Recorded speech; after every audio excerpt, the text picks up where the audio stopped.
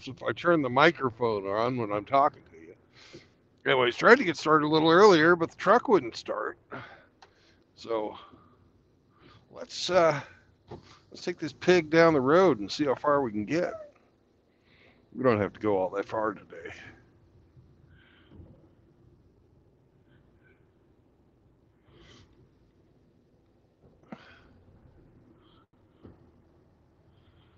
Can't wait for it to warm up though. That'd be nice. As you can see, it's kind of snowing.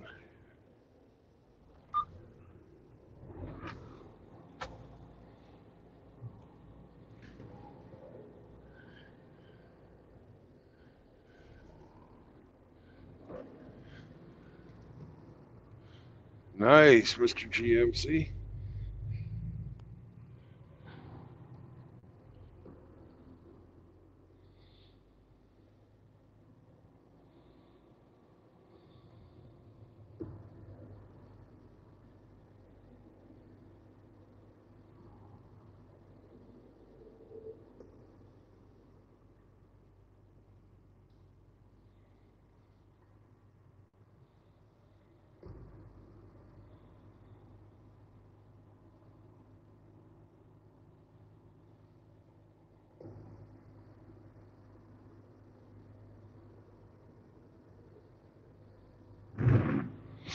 But you can also see that the roads aren't bad at all.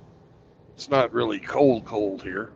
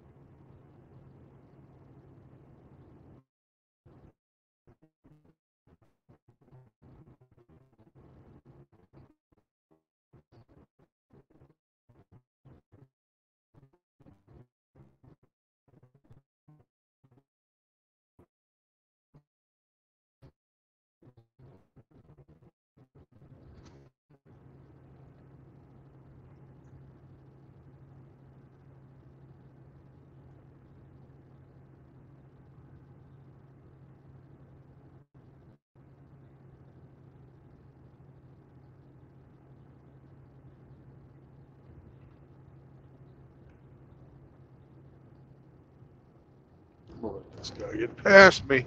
I don't feel like freaking fighting his wind while he's trying to pass me.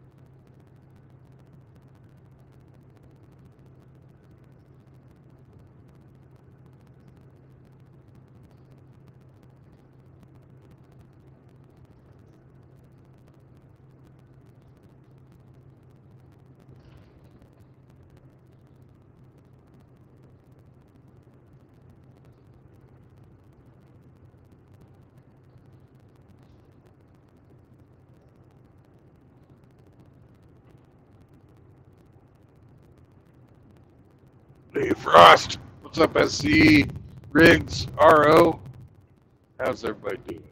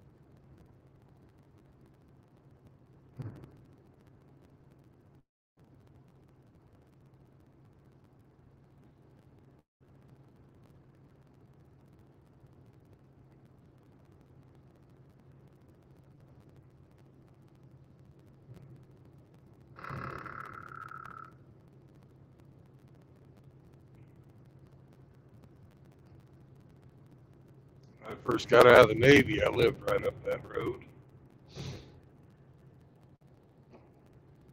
That's where I met my fucking first ex-wife. Yeah.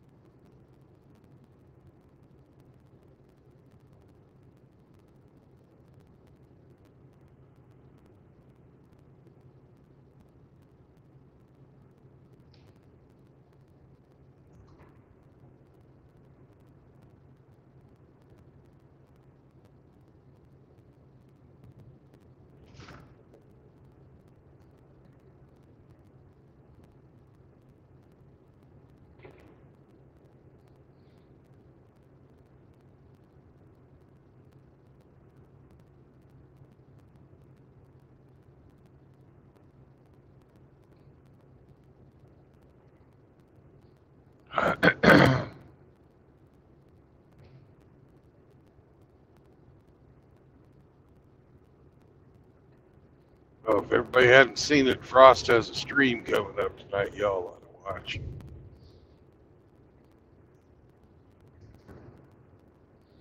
About single mothers.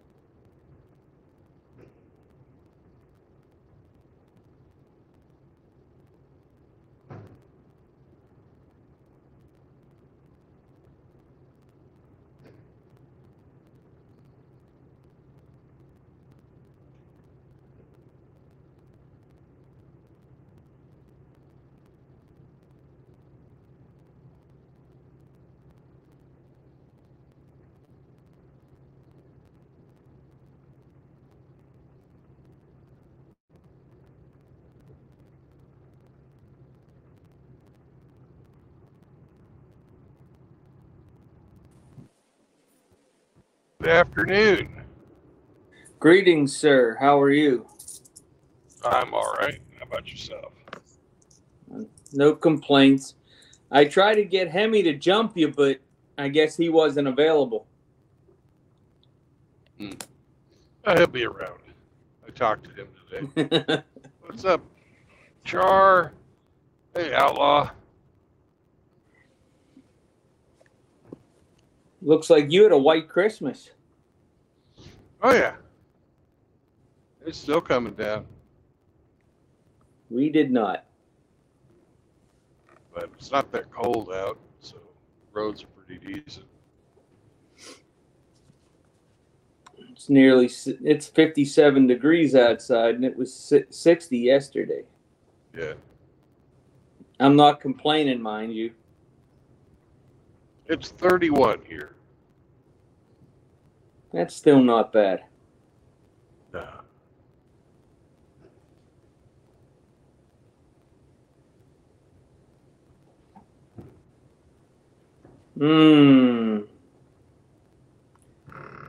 I don't know if you've been keeping up with the latest on the political front, but Not now really. the libtards are all Back. I don't want. Hey, are you guys ready to sing? Yes. Yes. Boys, boys, boys, boys, boys, boys, boys, boys, boys,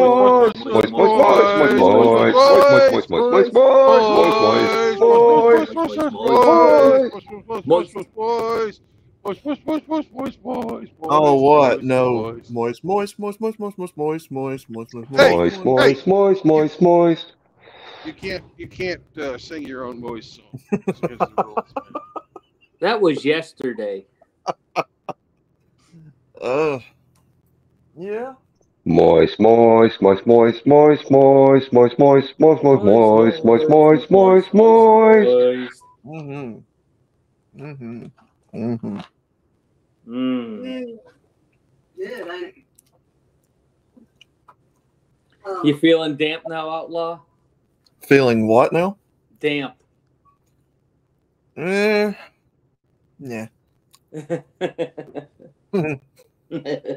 No, but it is pretty wet outside from all this rain I've been getting. Woke up this morning, it sounded like a daggum monsoon. Rusty said it's wet up in this joint. Well,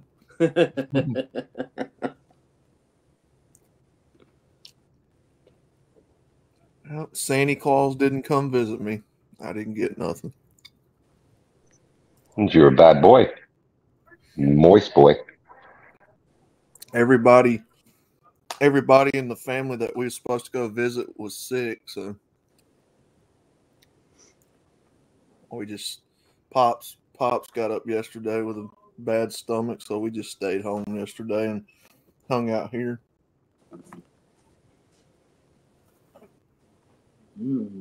Which I'm kind of glad, because I kind of didn't want to drive for an hour and a half to get to their house and then stay and come back.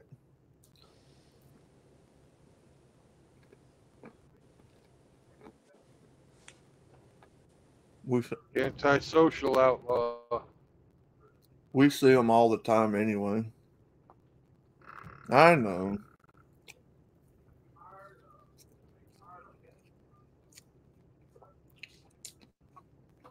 Song director.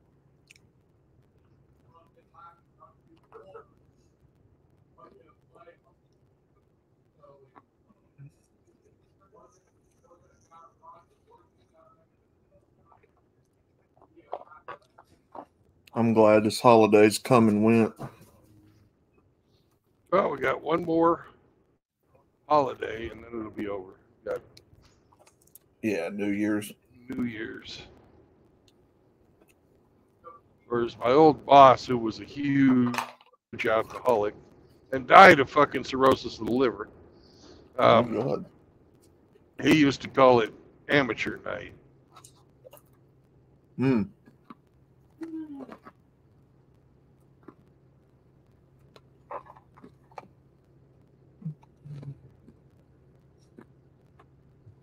Because if you think about it, it's only the people out there drunk, drinking and driving who normally don't do drinking and driving. Right.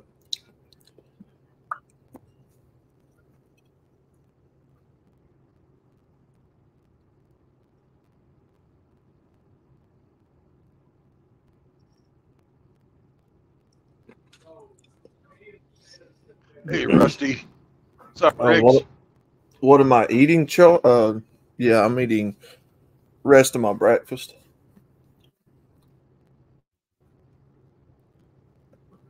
At noon. A couple pieces of bacon.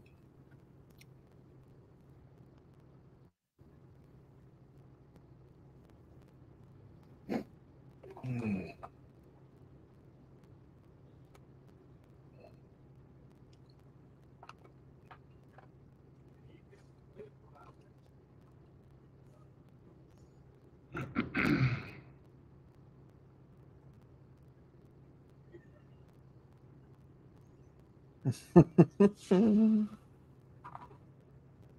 Yeah, good old piece of that hickory smoked bacon char, which I shouldn't be because I got high blood pressure, so bacon ain't very smart. You should eat some of them bugs then, I guess. Yeah. Low cholesterol cockroaches. Ugh. Mm.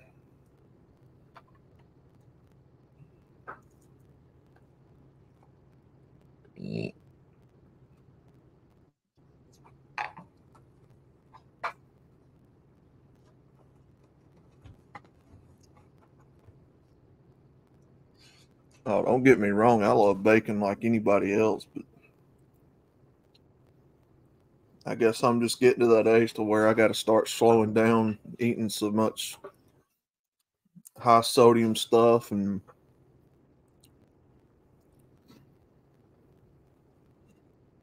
I got to watch what I eat, man. Yep, we all do.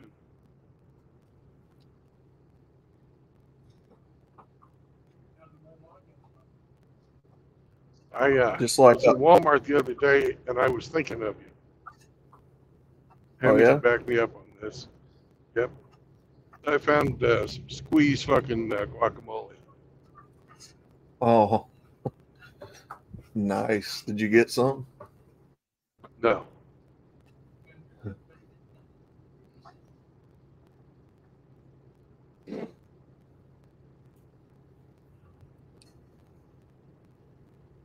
Because if you ever make fresh guacamole, you know it turns gray after it's been made. You know, if it's like 2 or 3 hours old. Mm-hmm. So just think, what the fuck are they putting in that to keep it green? Yeah, that's actually a pretty good thought.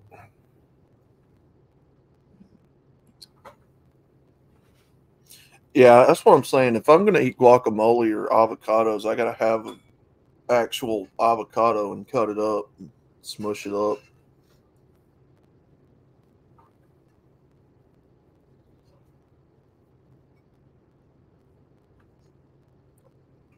I try to get the ones that are just turning, but they're not rotten looking.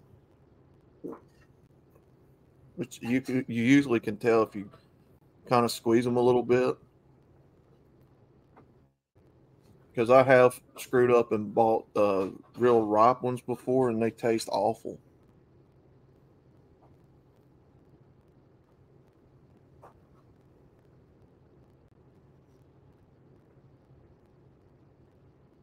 Did you know that if you roll it between your hand and the countertop, trying to cover as much of it as you can with the roll, that the skin will come right off?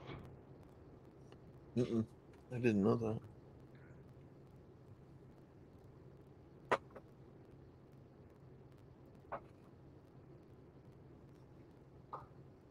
I ain't had a good guacamole in a long time.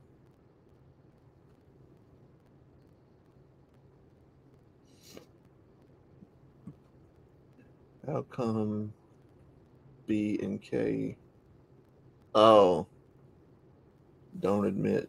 Defeat even I fucking admit when I lose. What's he talking? What's going on, JR? Hey, JR. Because they're idiot leftists who are incapable of such, and they only double down on the stupid. Oh, yeah. I know what they're talking about. What's he talking about? The dynamic duo that Hammerhand and Chronic had to put in their place. Yeah. Oh. Frost and I decided we were going to leave them alone because they're broken. Yeah.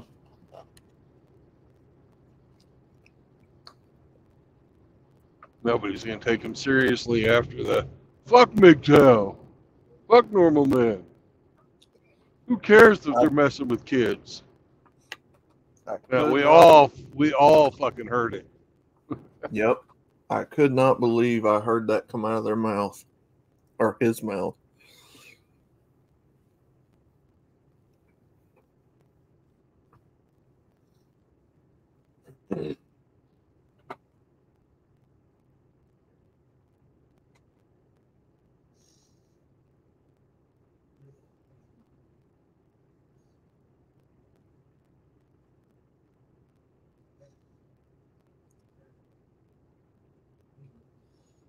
Easy. What's up, brother? How are you today, sir? I'm eating smoked salmon right now. It's fucking delicious. Damn it, Char. That sounds good. Rusty, what's up, man? Kush was in the chat. In this chat? By the way, what's up, Ian Blades?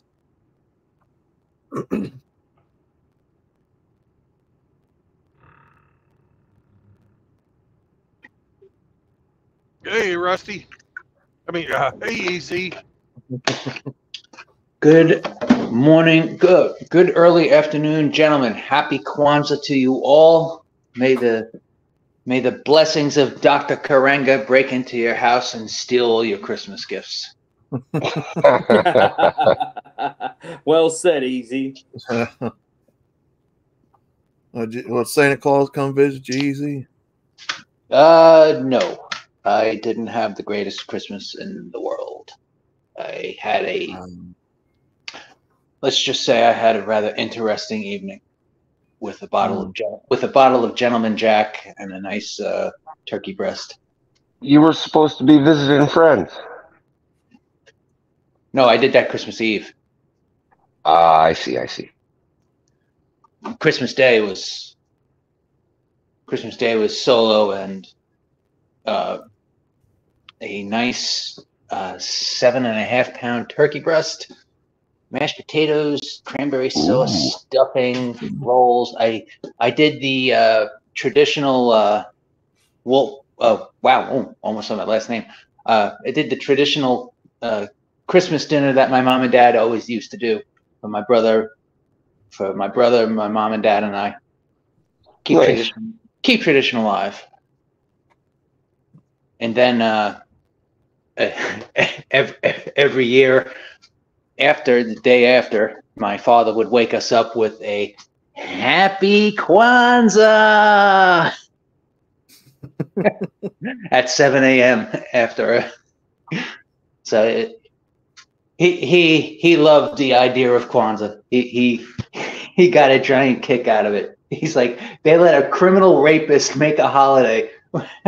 Isn't this a great country? That's what he used to say all the time. But anyway, I had a good Christmas. Well, And I saw you already gave up, and I guess you're going to be wearing your tutu then. No. Well, I meant to ask you. Every comment on that short you made of mine, it all got deleted.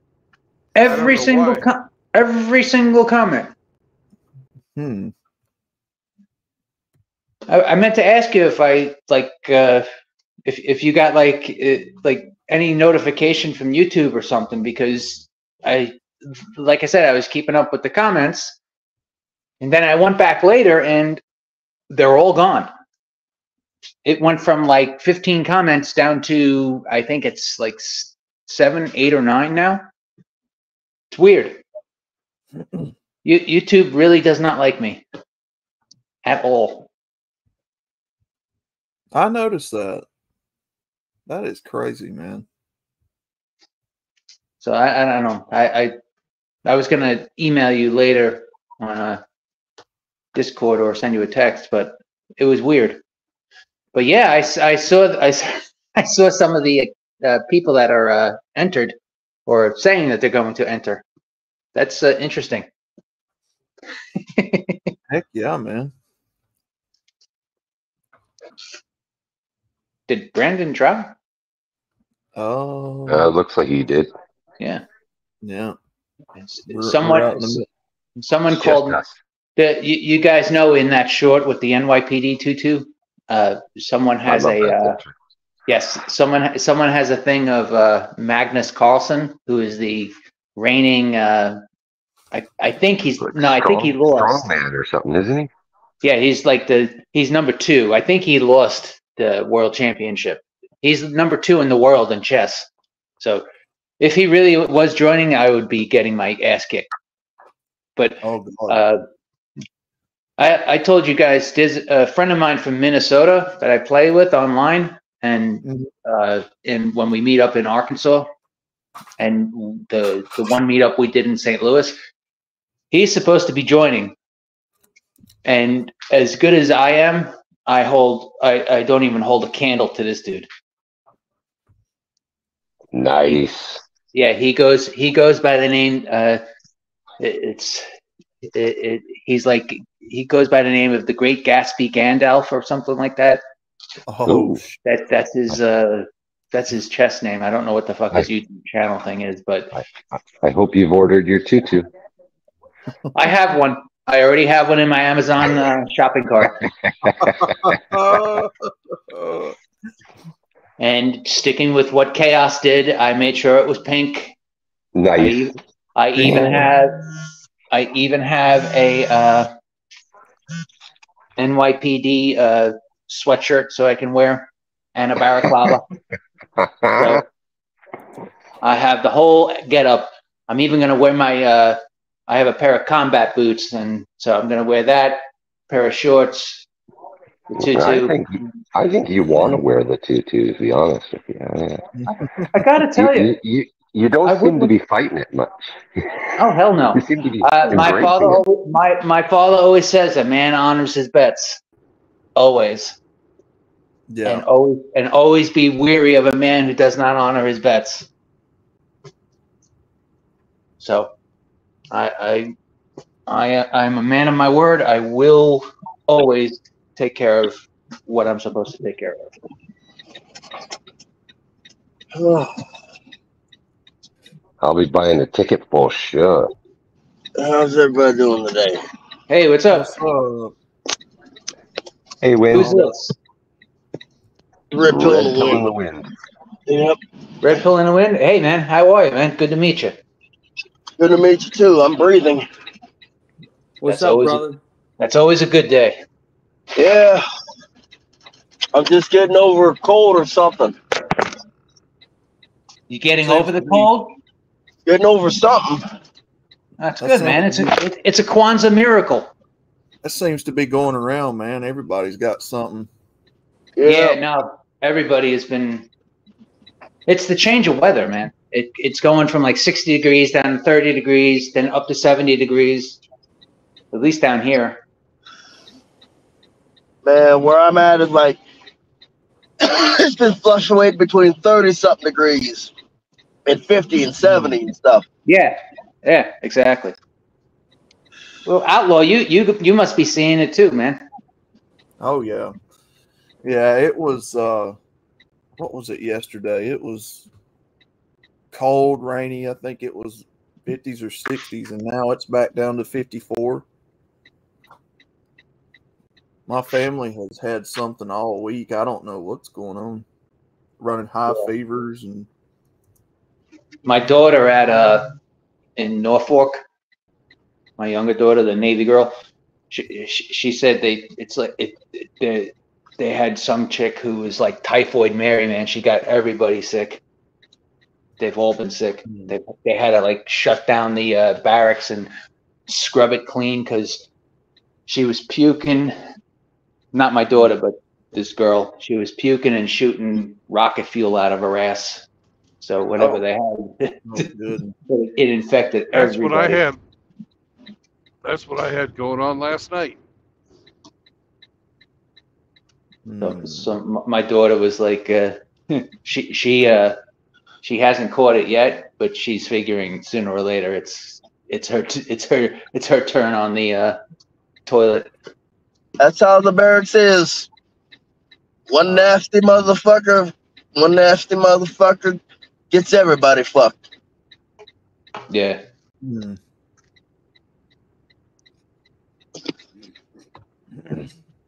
I can imagine there was a lot of ass beating in the military back in the day if you got someone sick. Yeah.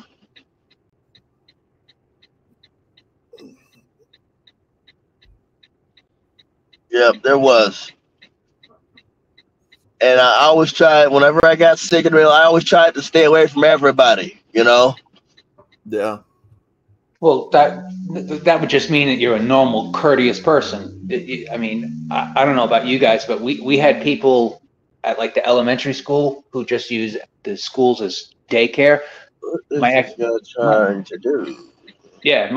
and I used to freaking keep our kids home if they had like a fever and stuff. But you had parents who would send their kids to school all the time like that.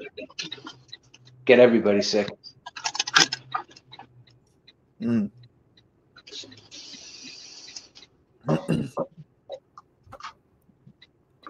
I gotta move backward. I feel sorry for the people who had to clean up after me at the hotel. Oh my God! I'm glad I was at a hotel. Yeah, when you're sick like that, you definitely don't want to be looking for the next rest stop. No. And rolling the dice that the toilet's clean. Oh God. I have been there before. Be on the road doing something, and then that pain hits you, and you start getting the sweats, and I'm like, oh my God. That's why I got a bucket. Yeah, that's why I got a bucket. You know, I got a bucket and a trash and a couple trash bags and some toilet paper in my truck.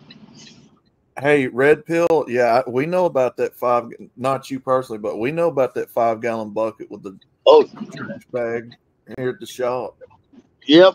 I got a 5-gallon bucket. I got a first aid kit. I got cough drops. I got a whole bunch of stuff that I just basically stocked up on, you know? Oh, yeah. Pepto, Imodium, cough drops. Yeah, truckers overnight package. That's for sure. Thermometer. Yep. I also got this right here. Because crazier things have happened, you know? Mm-hmm. Crazier things have happened. Hell yeah.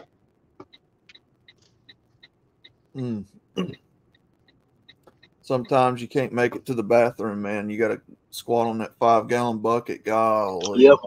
And a piece of plywood, so you got something to sit on. Yeah. In the middle of it. Yep.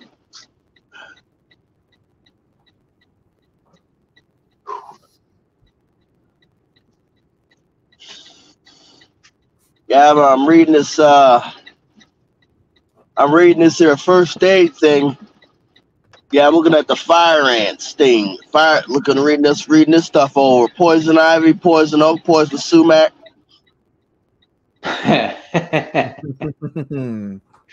Burns, scalds, strains, and sprains. My neighbor used to work for the Long Island Railroad, as a line worker laying track, and they were out in the woods. Let's just say he, being Irish, he wasn't used to the whole poison sumac, poison oak, or the whole leaves of 3 and all that stuff. Right. He went to he went and relieved himself in the woods, grabbed a couple of leaves, and down on himself. Oh no! He ended up in the hospital, hanging upside down for 2 weeks. It was, he had it bad. Poison oak, poison oak, all the way from his, as he put it, his family jewels, all the way up to the small of his back. Oh my God! Good Lord, I felt bad for the poor guy.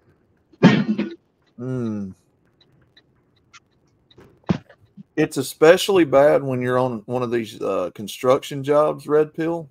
Yeah. Where they ain't got the electricity hooked up yet or the plumbing. So you're trying to hide from people. You know. I'm flatbed. I know about construction jobs.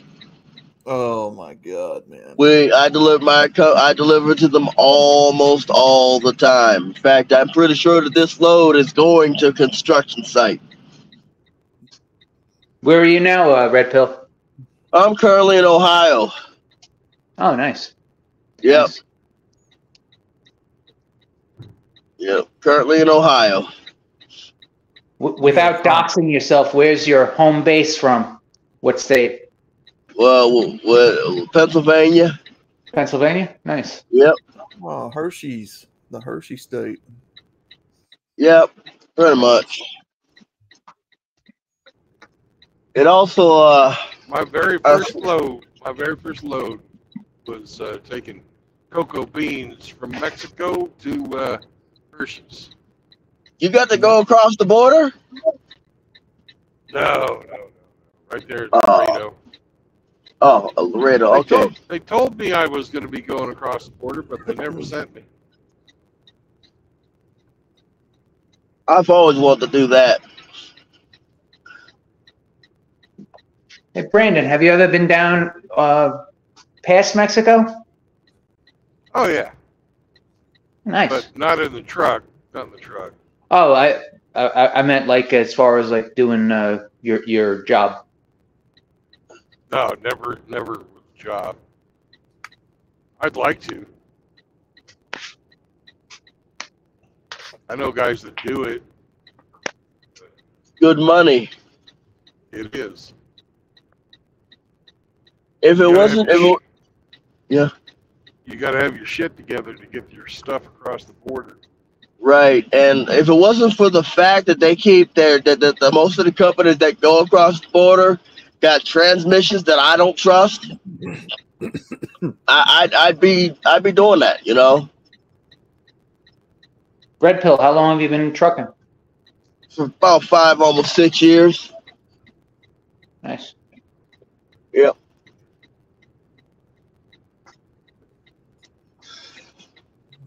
And I still enjoy it.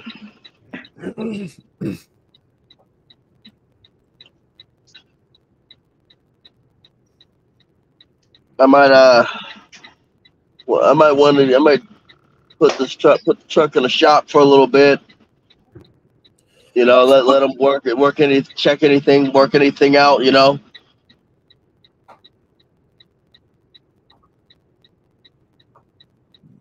So, do you own your own truck? Not in this economy. Not in this economy. Can I ask you both something? Is it better to be an independent trucker that owns his own truck, or is it better to work for a trucking company? Right now, it depends. Right now, freight rates are pretty low, and a lot of the independent guys are taking the ass. Yeah. Yeah. The thing is like it's the people that are coming over that do not know it's the broker. Most of it's the brokers. The brokers sometimes double, triple broker the freight, the freight, and somebody's getting the high end and somebody's getting the low end. Mm-hmm. The more it's brokered, the less you're going to earn. And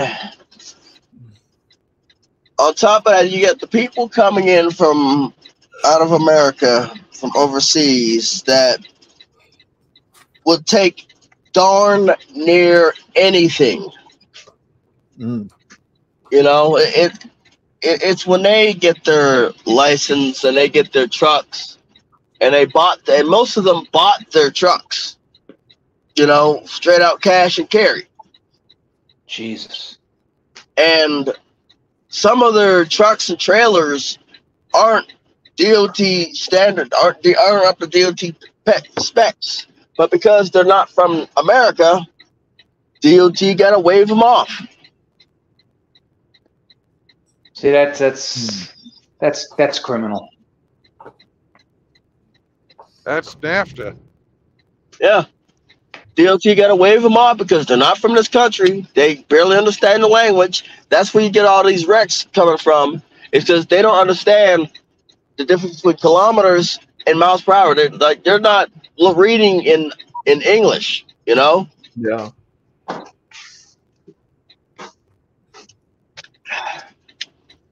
And brokers can literally nickel and dime truck drivers. Yeah. That's why on top of that, there's no standard of price. Like, not everybody can make a profit. Like, think about it this way. My truck holds I'd say about 200 gallons of fuel. 200 gallons of fuel. Right. 150 gallons, well, is about almost $1,000. Right. Mm. A diesel fuel, that's $1,000.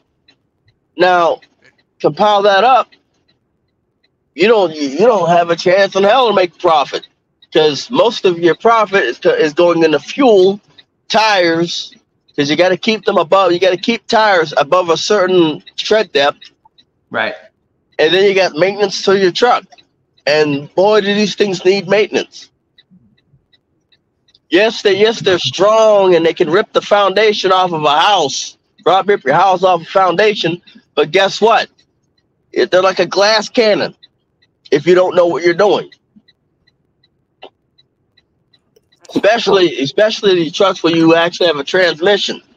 And the auto shifters ain't worth two darns either. Yep. Because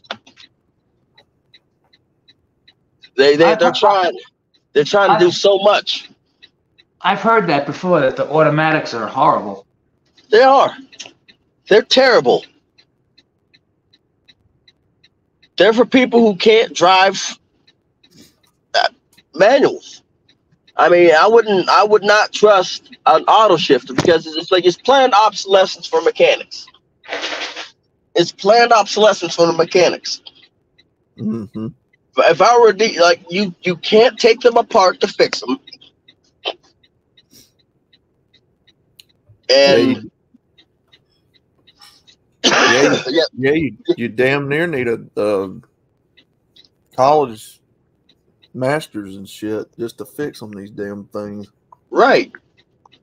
You can't take them apart. You can't fix them. You can't bring them into the yard to fix them. If you're having a shifting problem, if third gear or third or fourth gear on the automatic's blown out, you can't skip third gear and go on the fourth. Mm. You like with an automatic. If you got to go, it goes. It's a sequential. It's a sequential transmission. And then when that's blown out, you can't skip the gear. It just goes into limp mode. You know?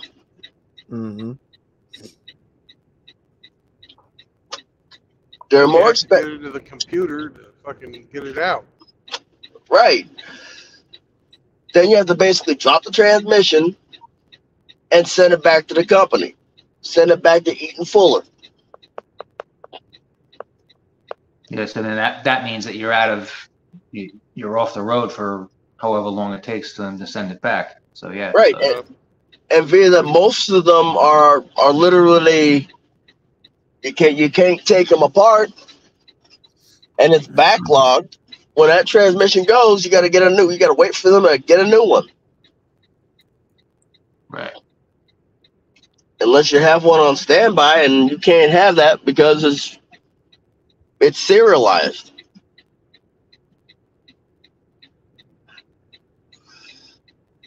So what's the point of having an automatic transmission? Fuel efficient? No, it ain't. It ain't really fuel efficient, despite what they say. Yeah. Like, it's just fudging. All it is nothing more than fudging the numbers. You know?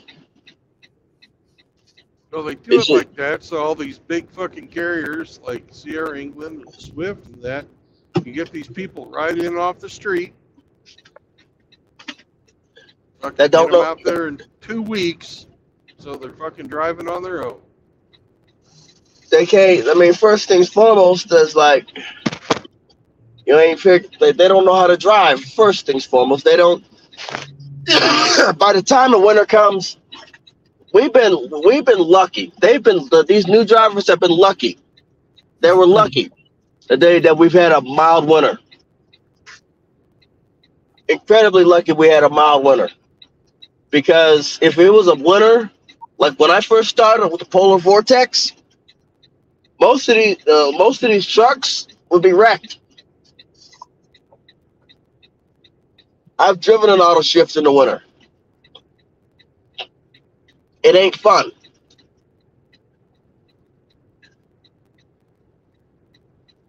A lot of when your fucking collision avoidance system kicks on for no reason, all of a sudden you're fucking doing a hard brake out of nowhere. Right. It's gonna do a hard brake, and it's like it's a joke, especially when it's installed incorrectly. They installed it incorrectly, so I had to literally unplug the thing. And then you had the wingman system. It's a joke. The biggest joke I've ever encountered was the wingman system. It beeps for no reason. There's nothing there, but it's beeping. Yep. It has not saved anything. It has not done anything right.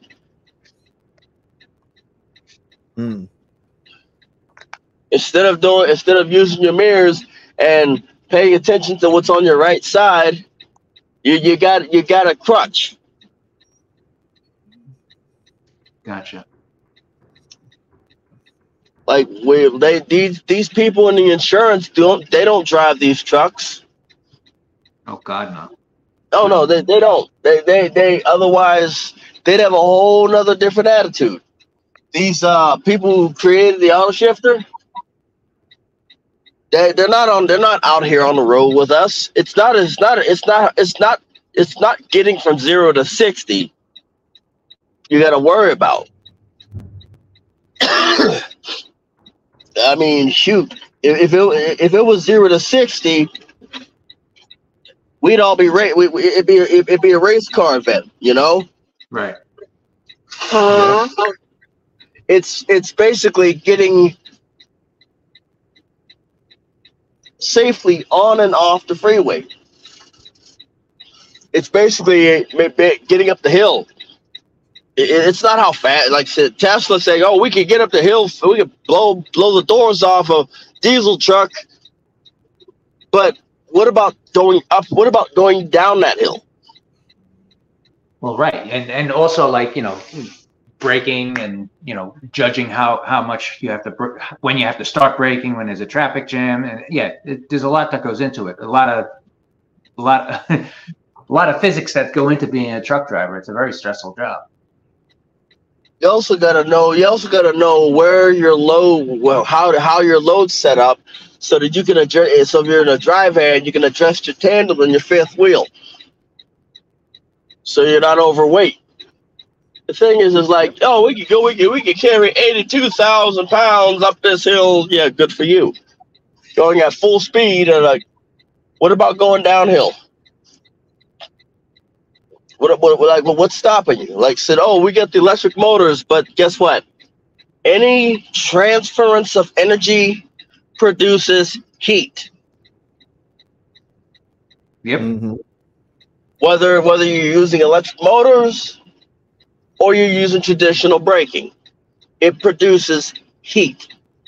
Like you have to transfer. Okay, let's start from the start. In a regular diesel, you got an engine, right? You're transferring chemical explosions into rotational motion, transferring the rotational motion from that flywheel to the clutch, produces heat. From your producing it from a clutch. All right, just need to strap down right. You want to take a look? Yep. What I was saying is like, That way, if you want anything.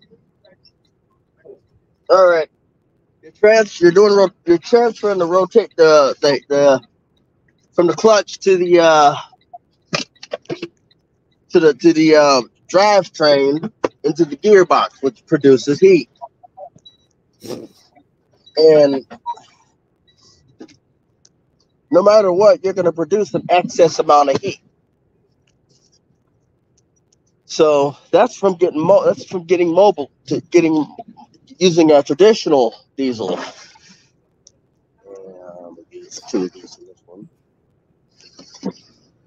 Let's start with the electrical mode. Now we got to stop. Now you're using the engine brake, producing heat yet again. Producing heat to stop that, to slow that engine, to slow that motor down, to slow the truck down. And then you got to worry about that. Now you got to worry about other things, such as, let's see, I think Batteries catching fire. Now you got to basically use everything you do is going to produce heat, whether you use traditional braking or the electric motor braking. Let's see. Now let's start with the Tesla, how they want to run it. Electrical motor, transferring battery or stored energy from the batteries, which again, when you charge the batteries, it produces heat. When you discharge the batteries, it produces heat. Yeah, when you discharge the battery, you're producing heat. You're producing heat into the motors. So now you want to charge the battery via the gravity, via the engine. No, you're still producing heat. So now you're gonna use the downhill. Here's the shittiest part of the fucking electric trucks. It takes 6 hours to fucking charge them. I can go and fuel up in 10 minutes. Yeah, I could be fueled and ready to go in about maybe 1 or 2 minutes. And if it's really green for the environment, then why are you using child labor in Belize, in Brazil, in Afghanistan, mining cobalt, which how many of them actually know cobalt can be radioactive. That's what they use in dirty bombs. Cobalt can be radioactive. Believe it or not. So basically you're mining cobalt, which you don't really know if it's gonna be radioactive, if we're gonna have cancer in the next couple days, if the isotopes are actually dead. Are we using dead cobalt isotopes? Are we using radioactive cobalt isotopes? Which one is it? Well, I don't get it. None of them have a Geiger counter. Yeah. None of them have a Geiger counter to know whether or not they're dealing with radioactive cobalt or just standard dead isotope cobalt. None of them have a Geiger counter, so they can just basically 1 minute they're dealing with dead isotope cobalt, next minute now they're getting nuked. You know?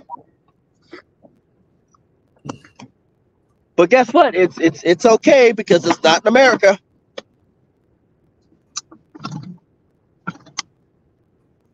So now you got this radioactive material that could potentially kill somebody. But hey, it's okay. It's not like we're supposed to worry about people who are not from our country. Not where labor laws don't even exist.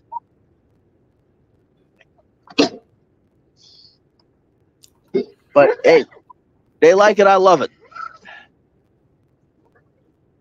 Oh yeah, did I forget that cobalt and lithium ion are actually bad for the environment? Yep. To produce it. Mm-hmm. But yet, we put that same stuff in our body for bipolar medication instead of figuring out what the problem is. You like said, dope everybody up. Dope everybody up. Make sure that, with the same stuff that we're using in electric cars. Yeah, like that can't go right. Like that can't go wrong. Yeah, like that can't go wrong. You're using lithium bicarbonate, which is a bipolar medication.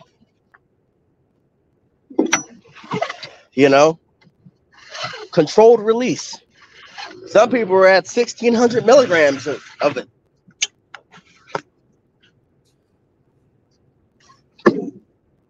Got their nails looking like a seashell.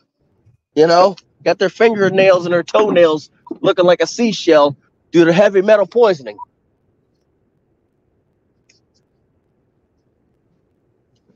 Now that's funny right there.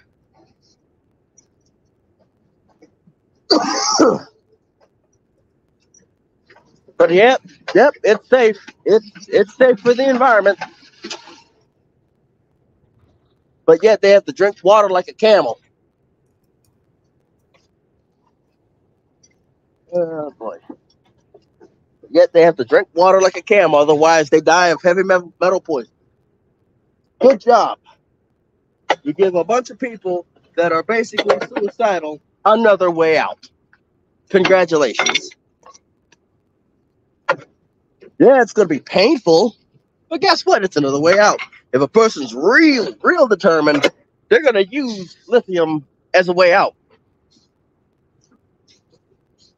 Oh, hell. Oh, thank you. Like I said, if they're real determined on ending everything, they're going to use the medication as a way out that was prescribed to them as a way out. And they're going to take the medication, drinking the minimum amount of water.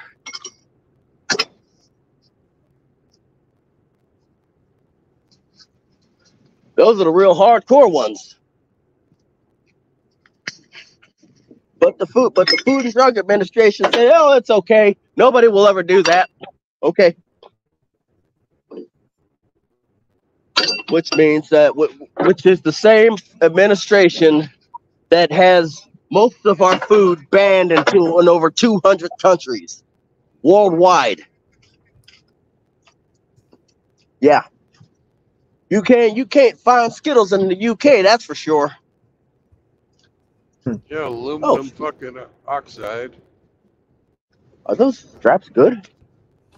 I don't think so. They wouldn't be laying there. Yeah, that's what they put in Skittles. That explains it. That got them banned was aluminum oxide. Yep. If you wanted your dad's got a couple bucks. Well, I showed it to the family staff. They might appreciate it. Anything that I can use to save, if they don't use it, I will. But thank you. But the thing is, aluminum oxide. Hey, aluminum oxide, the same stuff that right down the Hindenburg, you know. But it's not Well, like they aluminum were oxide. Oh, that they was were titanium oxide. I'm sorry, no on the Hindenburg. It was they had that's what the silver paint was, aluminum oxide. it's titanium But oxide. no, it was aluminum. But Thermite. the red the yeah Yeah, titanium they oxide used and iron oxide makes thermite. yeah, but they used aluminum oxide on the Hindenburg. That's what the silver part. They used a process called dope and fabric Mm-hmm. to get that airtight fucking seal, and then they fucking the inner bladder they made out of fucking whale actual whale intestines. Now that worked That's well, didn't it? yeah, it worked real well. It leaked, and they had a spark with hydrogen because they weren't using helium. And up she went. Hey, but yet, like as you see, my the education system didn't completely fail me. It just failed me part of the way. Well, the first part of that process, they do what's called mercerized cotton, and Yep. that's an old fucking school method of making a primer. It's called gun cotton, Ooh, yeah. and then they paint it over the top of that. So Well, not only is it fucking highly flammable gases running around, you got a fucking bomb. it's not that bad. You know, it's not that bad. Maybe I should. I'll keep an eye on this. It's not that bad. Mercerized cotton, you can use it as primer for your fucking guns. That's what the original Oh, I fucking know. primers Oh, were. I know. That's not that bad.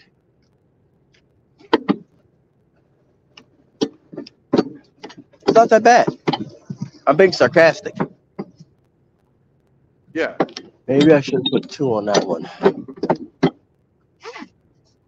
Sounds like you're strapping right now. Yeah, I am strapping. Make sure that that this ain't gonna come off and land on somebody's minivan.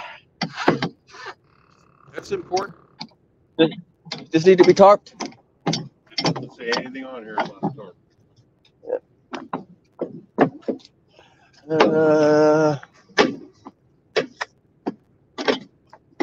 Let's see. I'm gonna wrench this down and see where I get. Give me a second. I'll get back to this because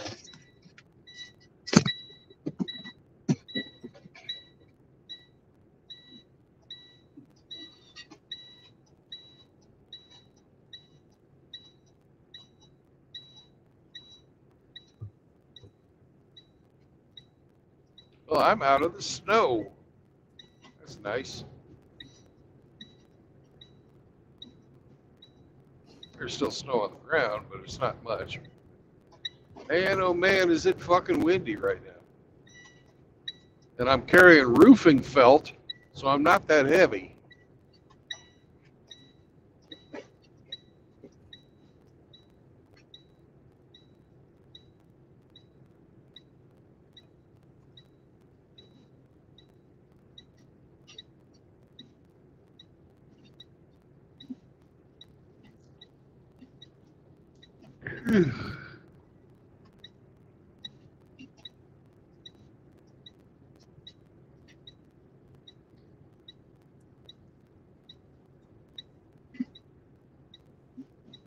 Looks like something caught on fire up here about 5 miles. I guess we'll see it when we get there.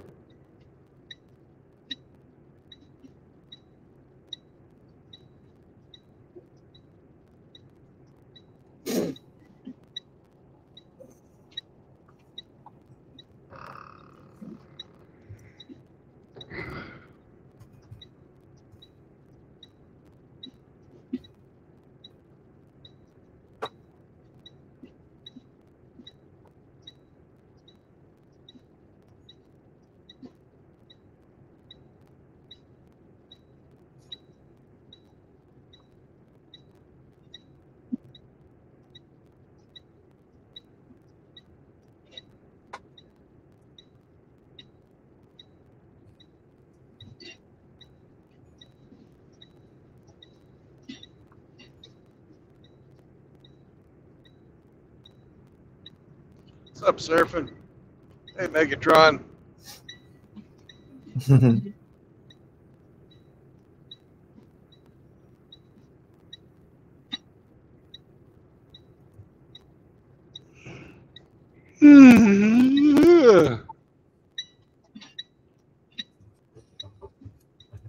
Yeah, I'm still yawning myself, trying to get woken up. I got food poisoning or something last night. It was fucking coming out of both ends. Ooh, I didn't sleep worth a fuck. I've been there. I just went through that, what, 2 months ago, 3 months ago? Yeah. Mine was fucking Walmart macaroni salad. Oh, good. Oh, man. I was glad I had a hotel room last night. Well, I got a packet of cheese from them that had a bunch of mold on one edge of it about 2 or 3 weeks ago. It kind of looked like mildew. You know how some of them cheese packets gets like that water in them? Yeah. That's when you don't buy them. Yeah. If it's sweating, there's something going on inside. Yeah. So I had to take it back and get my money back for it. But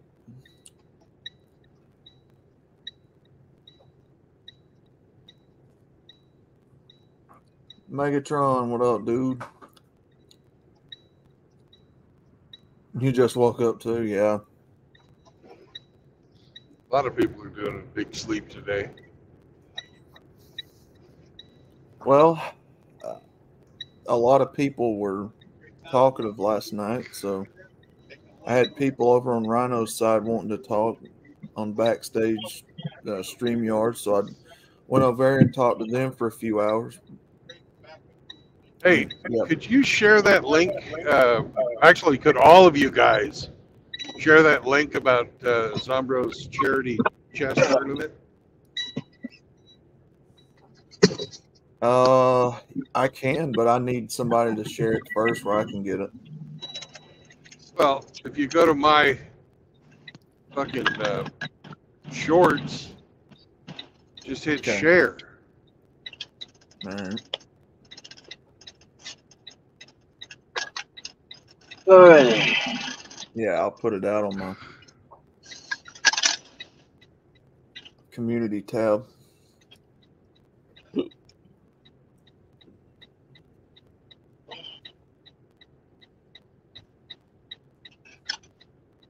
Like,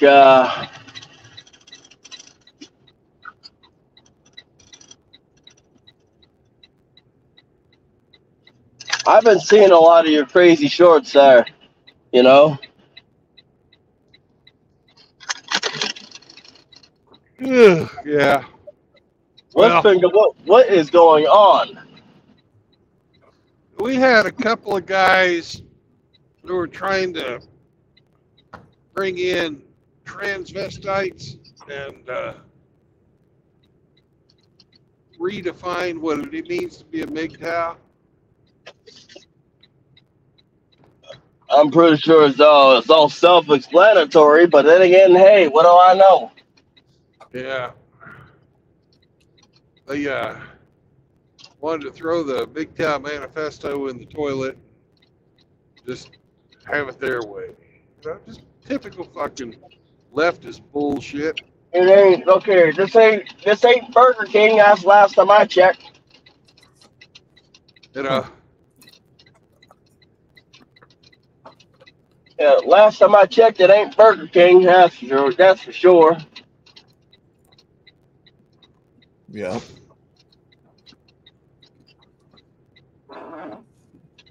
Yeah. Now I can finally disconnect the CB because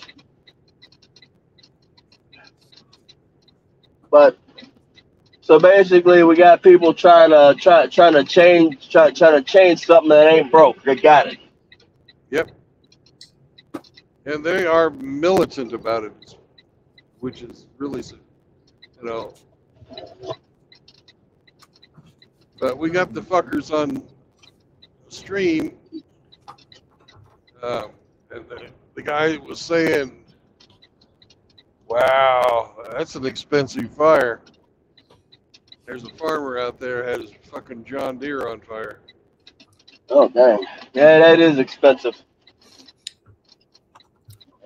Anyways, these guys who got him on stream, they said, "Fuck normal men," you know, "Fuck kid diddlers."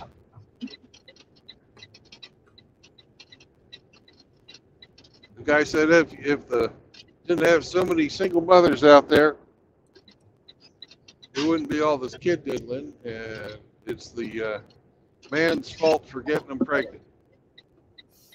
That's about as far from being a MGTOW as you can get, right there. Yeah.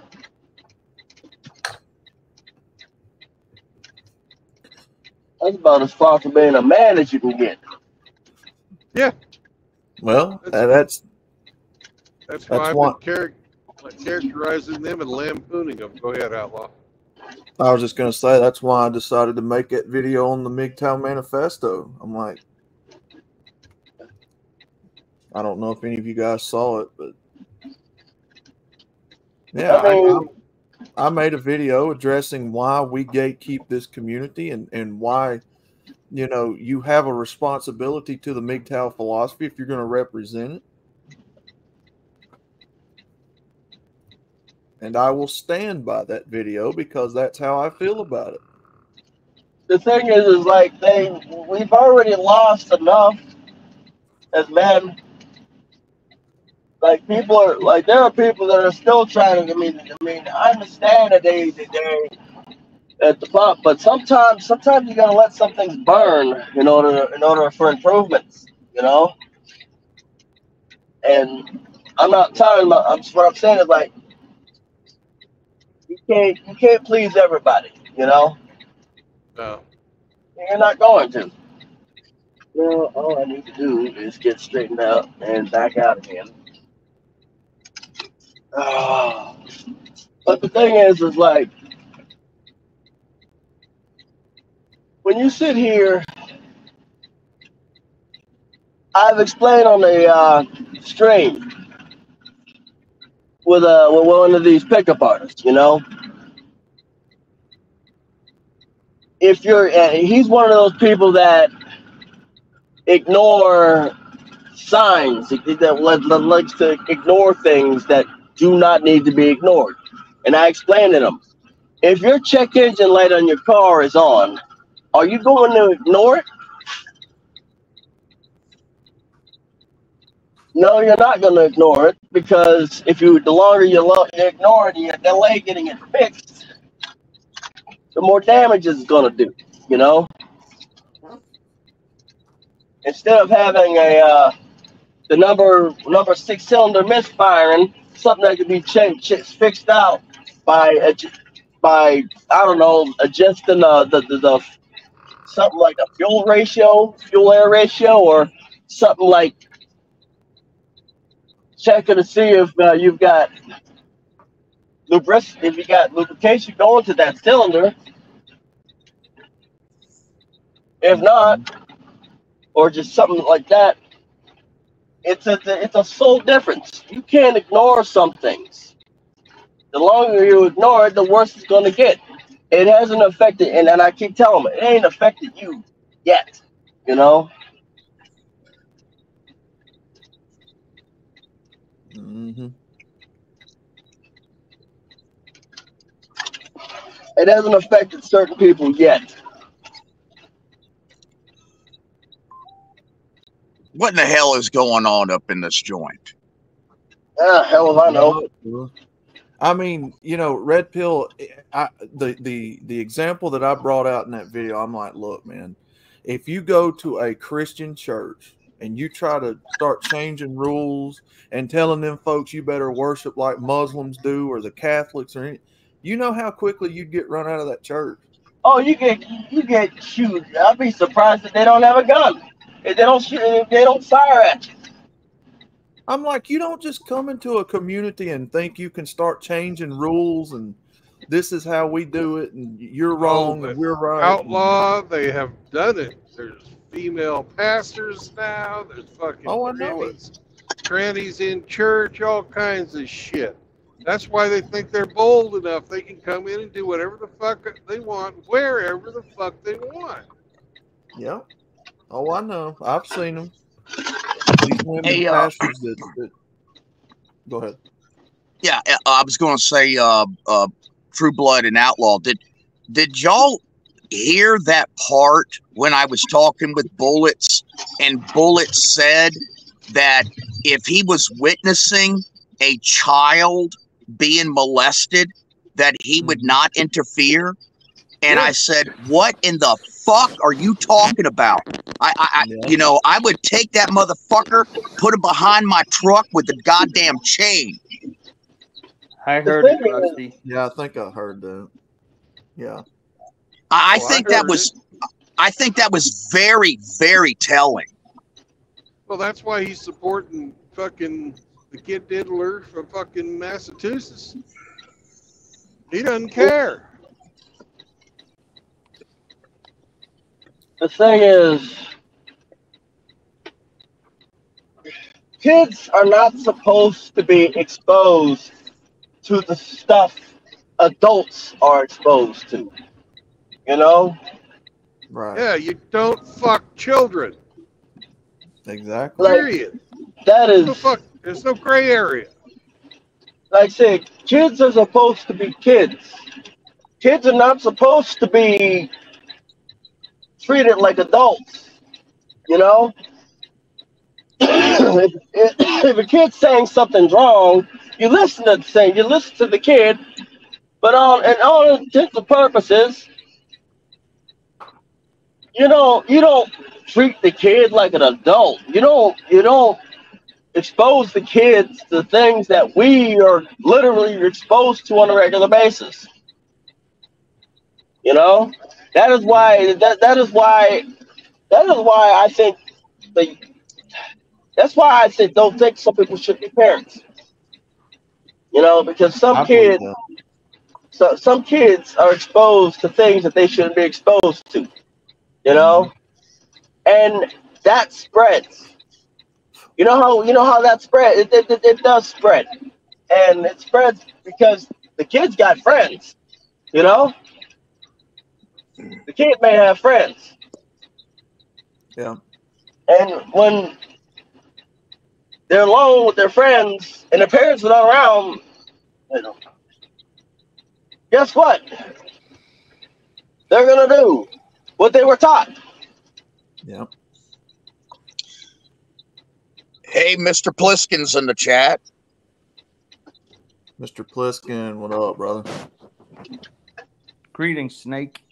Now I can finally disconnect this TV radio. Yeah, I mean, Red Pill, that's exactly what it is, man. I mean, what children are taught is critical. It's critical.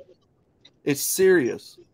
That's why they're growing up believing the bullshit that they're believing now, is because they're seeing so many other people teaching their kids the same garbage. You know, then they're going to these schools, and then the teachers are filling their heads with this junk. And it's like, you can't. You just can't. It's everywhere, man. You know, yeah. Teachers are the predators now. Yeah. The thing is like the way I see it had going down. Because I'm gonna tell you what I think is gonna happen. Eventually, and the funny thing about it is, these people are pandering. So a lot of these people on both sides of the aisle are pandering to people that will not have children, that will not be able to have children in a few years. Mm-hmm. You know. Yep. If they continue to mutilate themselves, they won't be having kids. There ain't no next generation. Mutilate your kids so they got somebody to fuck. Right. Yep. I ain't got kids. Well, I do. like SCE has made a good point. Since they can't have children, since these are basically abnormal, demonic creatures that's walking the face of the planet now, the only option they have is to convert. This is where the groomer comes into play. Oh shit, here we go. That's good. Yeah, that's where the grower comes into play. And that's why I tell them to put down the brush. Put down the brush and comb. You know?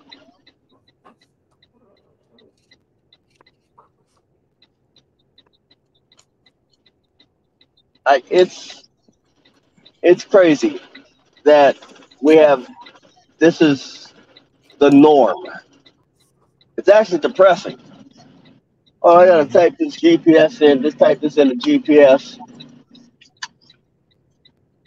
Well, you know, look at the country right now. You know, look what happens when you don't gatekeep your country, your borders. You know, it's like a human body. You have got to gatekeep certain things out to keep your body healthy. If you allow any and everything to just enter into that pie hole of yours, eventually you'll get poisoned and you'll die. You have to do some gatekeeping. You have to. You got to look at MGTOW as a living, breathing entity that needs to be gate kept to keep its health alive. The way I see it, anyway. Yeah, I agree, Outlaw. Why were these two guys sounding like your typical extreme left-wing freaking progressive libtards? That they were actually questioning me trying to define what a normal man is. I mean, I thought I was talking to who they are. Yeah, I thought I would, you know, I was like, whoa, wait a second. Now, I know you guys are off the reservation a bit, but Jesus Christ, your language is the language of the enemy. I mean, Bullets was using the word straight, cisgendered, and all these other shit. And I go, no, sir. We don't use that language in this sphere. We are normal men. We are normal men affected. Man. That's what Yeah, I mean, normal man. I couldn't believe that he said that. My God, he sunk his fucking ship. He hung himself by his own petard. You know, I don't understand. It's very difficult for me to understand. Look, if you have a brand name, like, say, Coca-Cola, if you go in there and change just one fucking ingredient because you don't like it. Oh, I don't agree with that ingredient. I think I'll substitute it with another thing. Well, guess what? You don't have Coca-Cola anymore. You have something else. Yeah. True.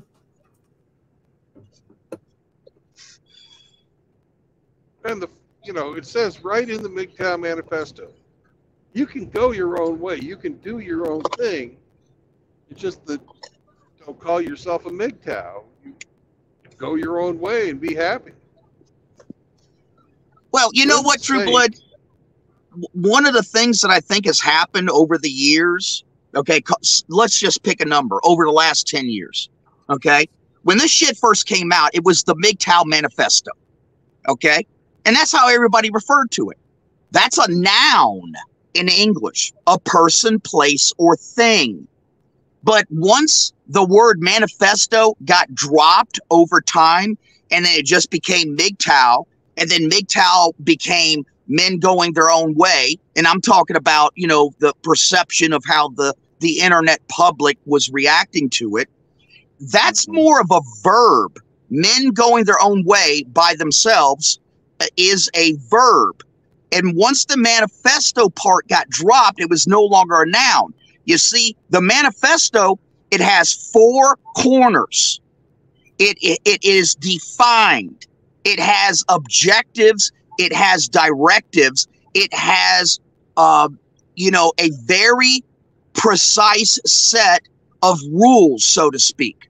But once the manifesto part, the word actually got dropped, and then it just became, well, men going their own way. Well, that's when you started seeing everybody interpret that to their own individual wants and needs and desires. And then that's where we fucking got off track. Yeah. Yep.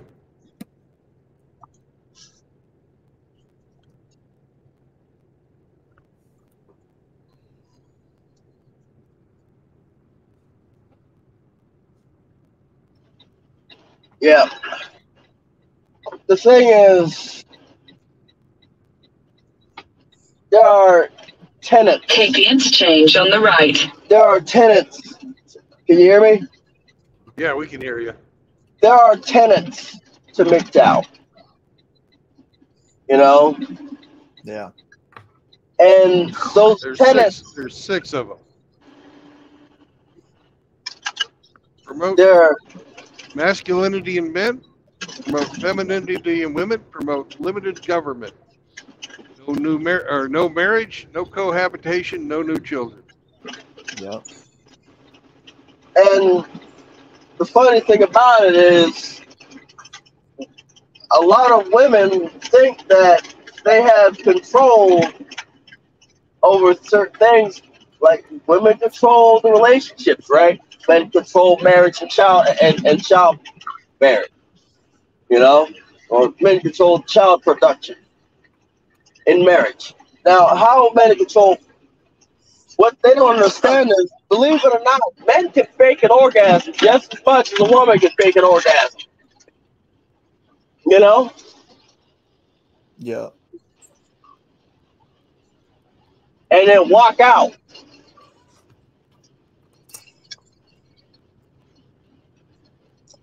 Well, you know, one of the main points I was trying to make with Bullets and Kush is that they have created their own catch-22 situation.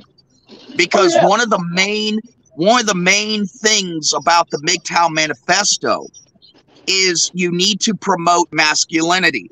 And I don't know if y'all heard me or not, but I asked them, I said, how do you do that with a man who's got his dick in another man's ass? Is that promoting masculinity? No. No. No. Because now you're going after another target. No, these people, they could do whatever the hell they want. Okay? Nobody's going to mess with them. The only reason they're getting messed with is because they want to bring in the MGTOW branding, you know, and say, okay, well, we're MGTOW, and the Transformers are MGTOW, and the bisexuals can be MGTOW, and the lesbians can be MGTOW.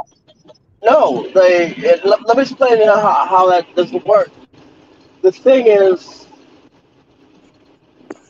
if you're banging another dude, that means that you have separated yourself from masculine. You've separated yourself. You can't be. God dang. Basically, give me a second. I'm still getting over something. I'm still getting over a cold. But the thing is, like, the second you start banging another dude, mm-hmm. you are not. You have no business in MGTOW. You know. Yeah. The second you, and the thing is, it's called men going their own way, not lesbians going their own way, not females going their own way. Yeah. They like, women have no reason to be here. Zero. They got their own spaces. They got their own people that they're screwing. And if you're gay, you have no reason to be here. Honestly. Take it how you want it, but you have no reason to be here. Why are you here? Well, the thing about it is, this philosophy is very specific. It's like you just nailed it. It's specifically for normal men, and it is for normal men who have been done wrong in the courts by normal women. This philosophy cannot help people who have decided to sleep with the same gender. It's not a philosophy for people who have decided to cut their dick and balls off and try to be the opposite gender. This is a philosophy very specific for very specific people. Now, I've heard people here recently say, well, what about all the blue pillars? What about, you and everybody else was blue pillars? Yes, but everybody in this community that I have seen personally have been normal men who were done wrong by normal women, or like in my case, have seen normal men done wrong by normal women. I have never seen a gay in this community. I've never seen a trans in this community. And I'm sorry, but this community is for very specific people. This philosophy cannot help you with the problems you're dealing with if you're wanting to sleep with the same sex. That's just the way it is. Yeah, see, Outlaw, that's why I say the way I typically define it is that it's a space for normal men that have been directly or indirectly affected by feminism and the gynocentric system. I mean, you can have a man such as yourself that's never been married, doesn't have no kids, never been through the system, but yet you got a brother that has. Or you have tried to go get a job and the fucking HR department won't fucking hire you because they got a diversity program that's specifically catered towards feminism.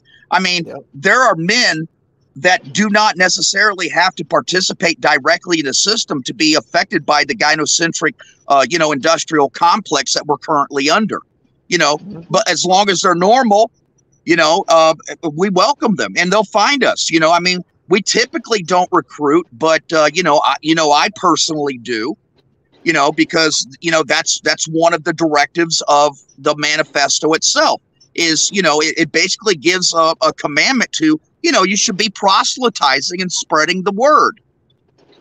Yeah. I give people a choice. I give them a choice. You're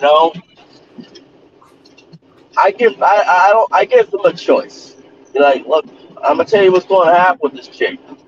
You can get married to this chick, or you can basically call it off. Because I'm gonna tell you what's going to happen. This, that, and the other is going to happen, and there's nothing you're gonna do about it. You're gonna be looked down in 10 years, and have your whole life messed up. Or you can basically call it off right now, deal with the minimum consequences, get labeled a freaking pig or a chauvinist or whatever it is, and basically continue on with your merry old life without as much damage. But the thing is, I give them a choice.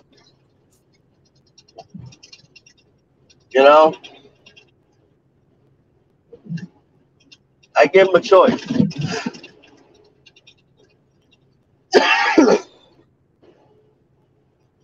And the thing is like, and most of the time, I don't have to do anything.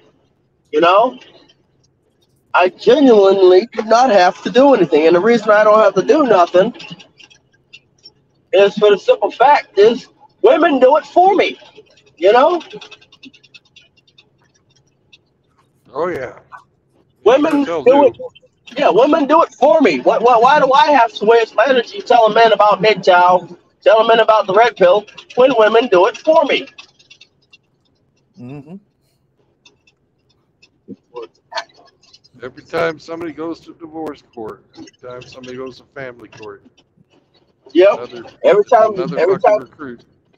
Right. Yeah. Like every time someone sees their brother, their sister, their fathers, their cousins, their uncles go through the same crap, guess what? You do it for us. We don't have to recruit. And I usually say, you gonna see it now? You see it now? You gonna listen? Mm-hmm. And to the older generation, I usually say, these are not the same women that you grew up with. Mm-hmm. These are not the same women you grew up with. They're a whole nother animal.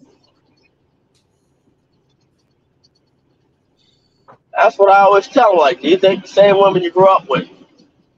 In half a mile, keep left at the fork. You know, I think of it like, you know, if you're what the Bible calls a sinner, and you're trying to live your life according to how the Bible teaches, well, that's not exactly how it works. You've got to come in and accept Christ into your heart and become keep left at the fork before that book will ever do you any good. No, it is a very red pill book to live by. It is the same thing with the Bible as it is with the Quran, as it is with other books.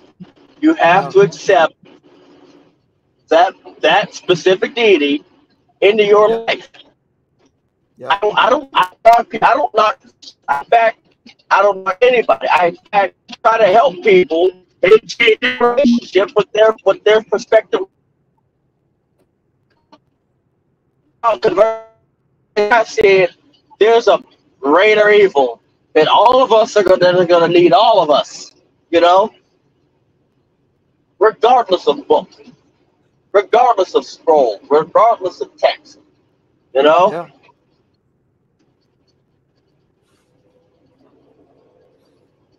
There's a greater evil that they're gonna need, and that's coming after us, and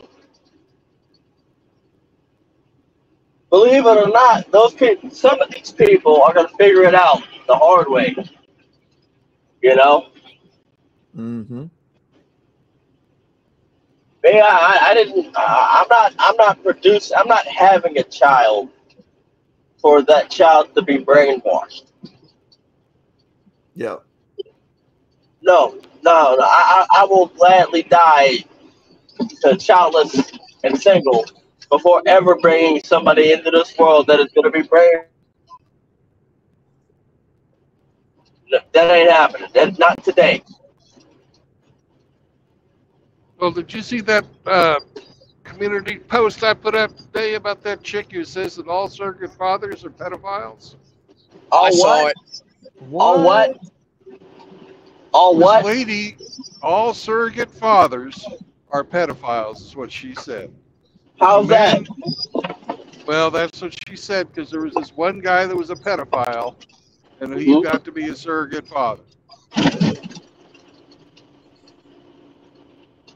So all fucking surrogate fathers are pedophiles. Shane Dawson admits he's yeah. Yeah, now see, that's something that, you know, like our living breathing constitution that, you know, has the ability to adapt and to change over time, you know, especially because of technological advances. If it could be common for men in the near future to exclude women altogether, but yet still be able to have children, I would promote that. Mm-hmm. You know, that's exactly why this woman didn't want men to have fucking surrogate fucking mothers. Exactly. She doesn't want the women to lose that fucking power. Exactly. Yeah, and keep in mind, you know, what the manifesto says.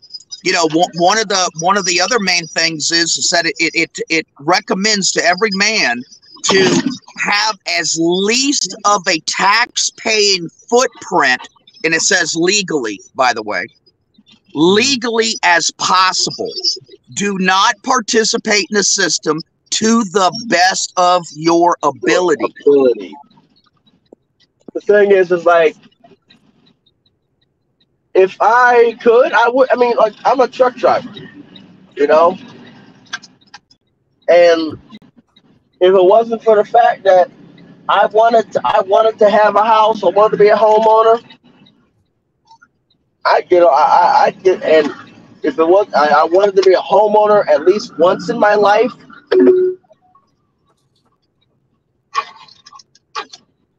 I mean, I just get by living I go down to Florida, living under a bridge, you know? I've been seeing, I'm going to tell you something that I've been seeing around my area.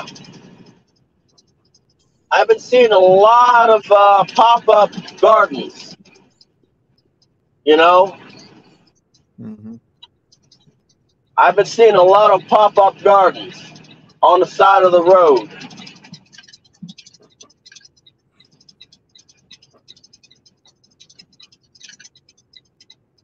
I don't know if that means anything, but I know I've been, I don't know what you mean. Do you know what I mean by pop-up gardens? Yeah, people planting their own garden. Yeah, planting their own gardens. But they're not doing it. They're homeless. They're quote unquote homeless. They're doing it because they figured out that the food we get shit, and it's a lot cheaper. Right. Mm-hmm. In 800 feet, make a U-turn. The thing is like, yeah, the food ain't worth they're like, it's crazy. And yet they're doing it legally, you know? They're homeless, they ain't got no job, and they said, you know what? I'm basically gonna do this. And it's like there's nothing that anybody can do about it, you know? In 1,000 feet, turn left. They kept their seeds, you know? They keep their main seeds with them at all times.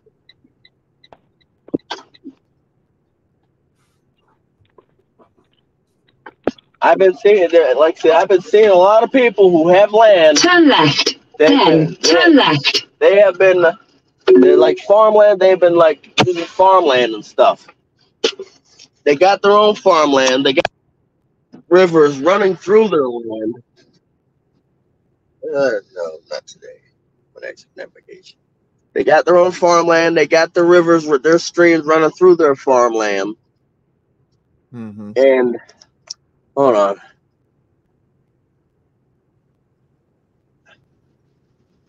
They got the rivers running through their farmland, and there's not a thing the government can do about it except for tax them on as a farmer.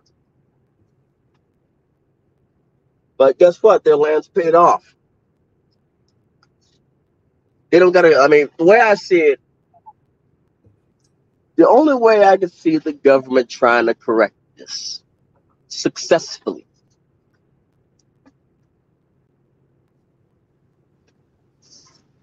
is one, they have to encourage people to grow their own produce.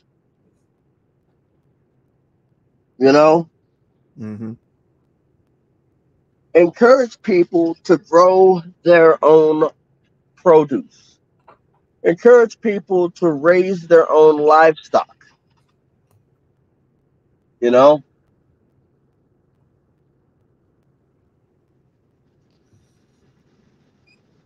And notice that the firearm laws are not working. Every single one of these laws don't work for public health and safety. Nope. The second thing they need to realize that they need to understand is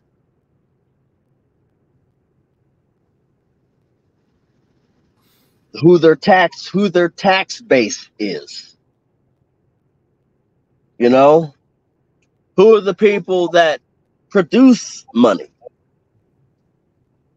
And as of right now, until they figure it out, their money is going to be walking out of the country. Mm-hmm. Women handle themselves differently overseas than men.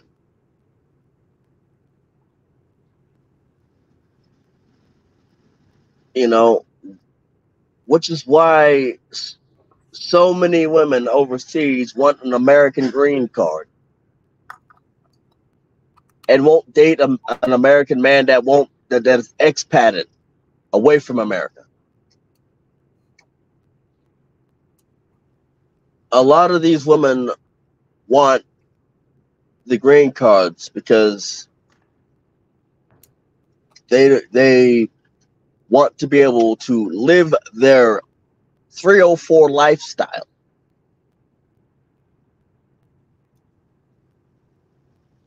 With no scruples. And free stuff. Don't forget the free stuff. Yeah, the free stuff. Yeah. Now, that's why I always say that feminism knows no geographical bounds. Right? What I'm saying, another thing that I say is the government could try to bring people in from overseas, but that's only going to work for one generation. One generation. It takes one generation. It's just going to work for one generation, not two, not multiple generations, because eventually their sons and their sons and their daughters are going to be subjected to the same crap. And their sons, and it's going to be a cycle. Their sons are going to grow up and they're going to see this, and they're going to see the milk's not, the freaking juice is not worth the squeeze. And it's just going to be the same thing. You're going to find eventually they're going to go back to their homeland. They're going to tell them don't come to the U.S. Stay away from the West. They're going to go back to where they came from, where their fathers came from, and say, don't go to the West. I left the United States. It's not as pretty as you think it is. It's not as pretty as they told us. They lied to you. They lied to our fathers, and they're going to lie to us. I came back here to get away from this. There's nothing but debauchery, and this is the second coming of Sodom and Gomorrah. Well, Red Pill, in my opinion, I kind of think this is how they figured they want it to go. You know, us normal men, we get thrown into divorce courts, child support courts nonstop in this country. With all of this illegal immigration, these other ethnicities that aren't, light skinned. And I hate to talk about skin color, but this is part of what I'm trying to get at. I think that a lot of this, they're hoping that these foreigners will come in and just impregnate all of these Western women and keep the cycle going. Keep all of these welfare programs in place, Section 8, all these food stamps, EBT. I think that's what they're planning. I'm not worried about that. You know why? Because eventually those men are going to figure it out. Yeah. They're only going to get one generation. One single generation before it all collapses. Mm-hmm. That's what I'm saying. It's like it's gonna be one generation before it collapses, and it's gonna collapse. And then they're gonna try to encourage people like you and me to have kids and say, "Oh, we apologize. We were wrong. We are sorry." No, the thing is like there's not gonna be enough. Because the guys. Go ahead. The thing is like they're gonna go back to their family. They're gonna go back home. Talk to their friends from where, and in their native language, and say, "Don't do it. It's a trap. Don't do it." I have dual citizenship. I gave up my American citizenship to warn you. Like, here's the papers. Here's the papers. Here's my expat papers from the United States. Mm-hmm. I'm doing. That's what's going to happen. Yeah. Hey, Red Pill. Yeah. Let me ask you a question that I've been asking a lot of the guys lately. I recently asked Outlaw this. There's no right or wrong answer. I'm just, call it a personal survey. But could you please articulate and describe and define what collapse looks like to you? Well, let's see what the collapse looks like to me. I'm gonna go from the generation that realizes it, that realizes they've been had.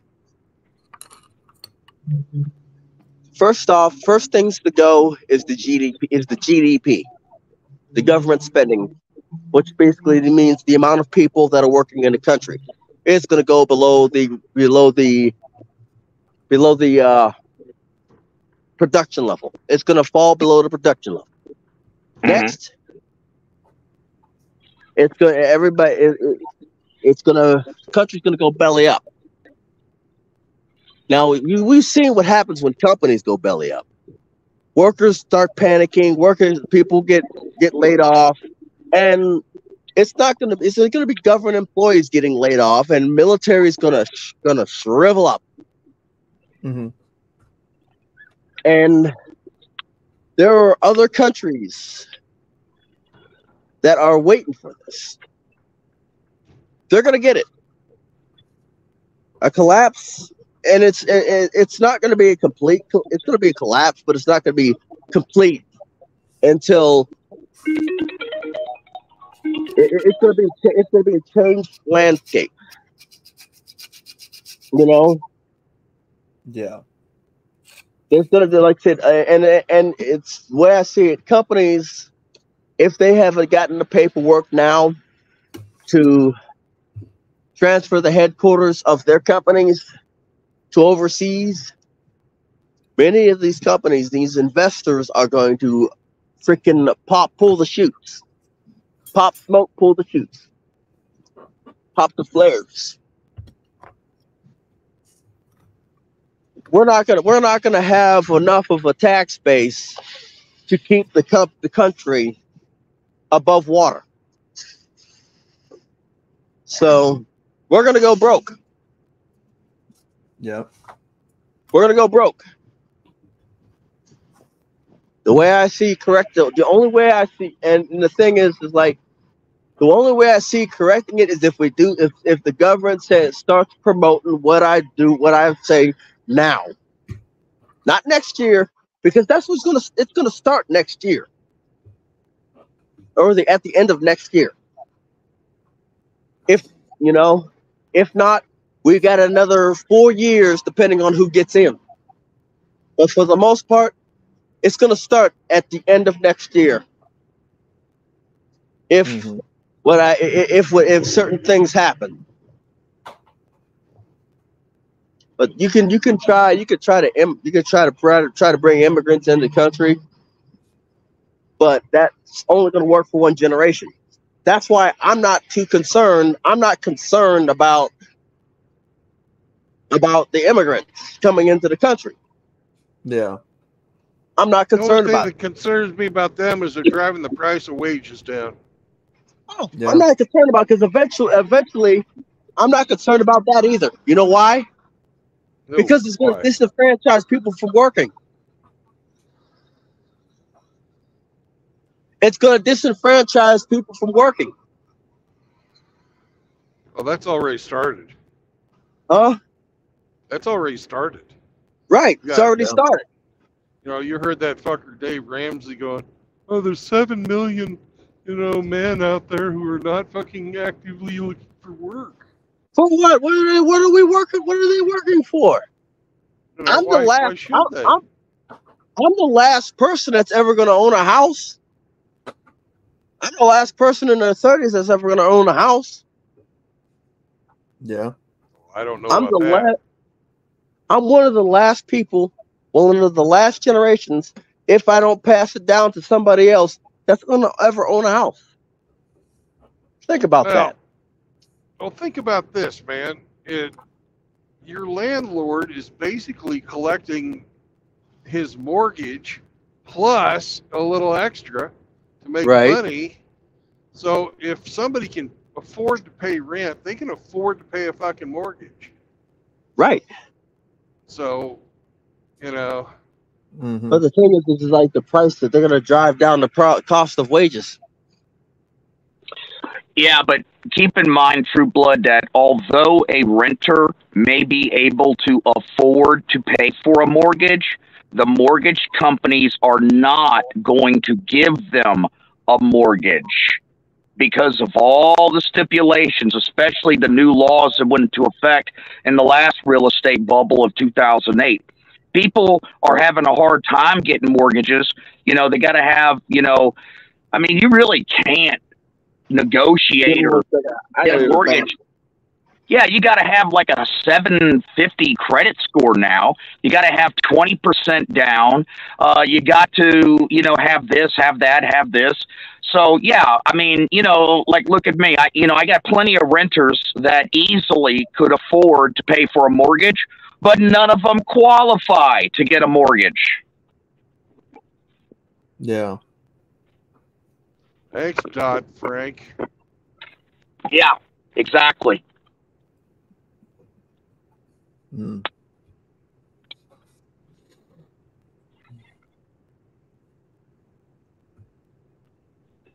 I don't know. That's why I say there's just a whole lot more to these illegals coming over here than what people realize. There's a whole lot more use they're wanting to get out of them for this system than what people think, personally. Yeah, well, personally, go ahead, True Blood. I said, one, they get to grow the bureaucracy to deal with all these new people. And, yeah, they love that. They love fucking growing that bureaucracy. Two, one party believes that those people are going to be a ready-made voting bloc where they'll be able to maintain political power in perpetuity. And three, it benefits the businesses by keeping wages low. Yeah. But the thing they miscalculated on is the wages now are so fucking low, there's a lot of people who can't even afford fucking rent on their own. They have to fucking go in with other people. Yeah. So, even if you work, what are you fucking working for? Yeah. Just to fucking barely survive? You can get just as much, you can live just as comfortable a lifestyle on welfare.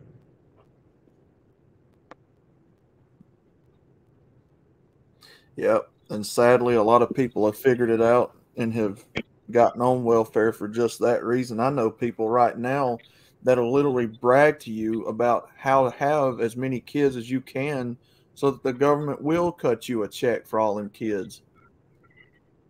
She's like, yeah, this is the business I'm in, and I got this many kids, and I make this much money per kid. I'm like, y'all gotta be, goddamn, these people done figured it out, man. Yeah, what I was going to say, True Blood, is I be honest with you, I think that we're at that point in the movie where they had to shut the engines, the warp engines, down on the Enterprise, and the Enterprise is in orbit around a planet, and it still has movement, it still has forward momentum, but the warp engines are offline. And Captain Kirk's calling down to the engine room saying, Scotty, how long is it going to take to get the warp engines back online? And he's saying, Captain, it's going to take an hour. And then the captain's saying, Scotty, in 45 minutes, we're going to hit the planet. Okay? And everybody on board the ship, because the ship still has forward momentum, they don't realize the danger that they're in, that even though we can start implementing changes right now to get the warp engines back online, it's not going to be enough. And in our particular case, the analogy of warp engines is the amount of people that are paying into the system, the current system, to fund Social Security, supplemental child support, the WIC program, food stamps, welfare, Section 8 housing, supplemental, utility assistance. I mean, the whole fucking 9 yards, including Obama cell phones, which are still giving away. Okay? Mm-hmm. So what we're really looking at here is we're looking realistically somewhere between 5 to 10 years out. Now, I know that they've been trying to use illegal immigration as a stopgap measure, as a Band-Aid during this interim, but it's not going to be enough. Mm-hmm. Yeah. Well, that's what I'm saying, and that's why I agree with Hammerhand on this. The system is going to collapse regardless what you are trying to advocate for. That's why, but I still do maintain advocating for the change that we want to see in these courts and stuff. However, this system is way too far gone. It's way too top heavy. It's coming down. Now, I hate to sound black pill about it, but it's coming down. This shit was in motion long before I was born. It's been in motion since the 50s. Mm-hmm.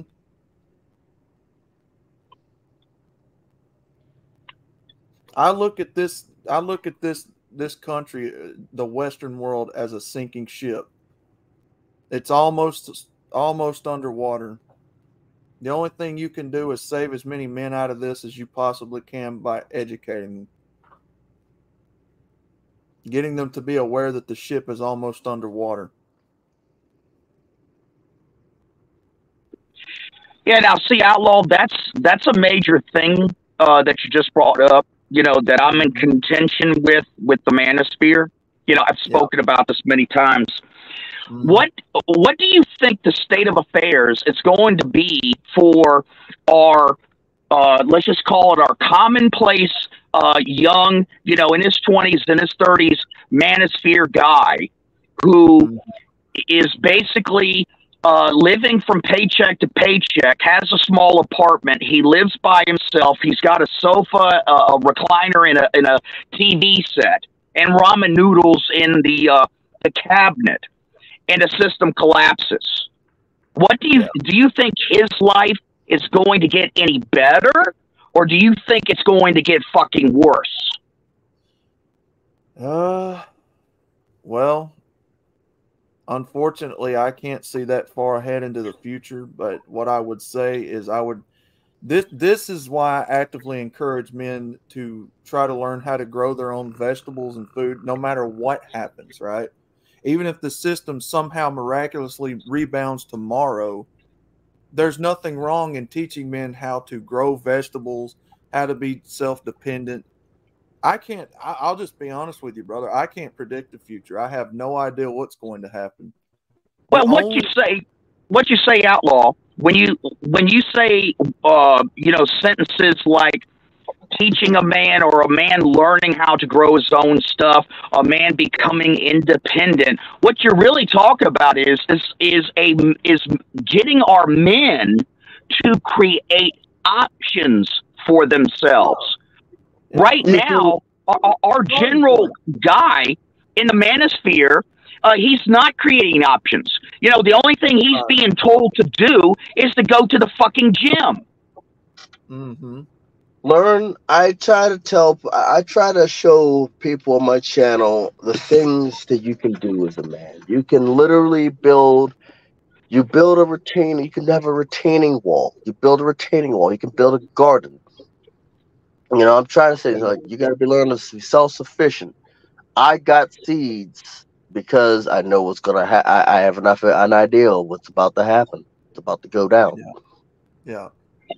Well, let me ask you this: is a man who's living in an apartment who decides to start building a retaining wall, is that a good definition of a self-sufficient man? What happens when the electricity goes off? Where's his paycheck coming from? He's not gonna. He's like, the thing is you've got to build, first things foremost, while you still have the chance. Try to build as much as your wealth as you possibly can. Yeah. Bingo. Build as much of your wealth as you possibly can. Possibly can. Not just possibly, because you're not gonna get everything. There's gonna be some things that you're gonna say, can I do this? But if I can't do this, I gotta do this. I gotta step back and and bring it into a smaller scale. Yeah. But the thing is I was lucky, I was blessed to get a house, to be able to get a house. I was blessed. I was lucky. Right. I literally had to bust my behind, grind, and do all of this to get my house. Mm-hmm. And it was a pain in the neck. there were a lot of close calls, a lot of scares that I thought that I wasn't going to get a house. But I The gave it point, one more. The thing is like you basically got to build. You have to get your wealth. Once you get something, you build on it. You know. sure. The thing is like, if you can get solar panels, grab them solar panels. If you can get the solar panels at an affordable rate, get some solar panels. If you can get a generator, get a generator. Mm-hmm. If you got a stream running through your property, guess what you got? You've got water. You've got hydroelectricity. Mm-hmm. Not much, but it's hydroelectricity nonetheless. I mean, look, the point is you have to have a starting point somewhere. You know, yes, build your wealth, build whatever you can do. Yes, nobody argues against, getting as much money as you can and living comfortably. The thing about it is you don't know. Nobody knows what's going to happen in this system, and the idea is to be prepared no matter what happens. That's Right. what I keep advocating for. And There has to be a starting point somewhere, no matter what happens. Being prepared, learning how to grow your own stuff is never a bad option at any time. I mean, this whole system could go under tomorrow. It could rebound. We never know. But you have to have a starting point somewhere, and that's what I'm advocating for, to get you back on your feet, no matter what you're going for. And after you have what you think, have friends that are prepared for different scenarios. Yeah. Have friends that are prepared for different scenarios. Mm-hmm.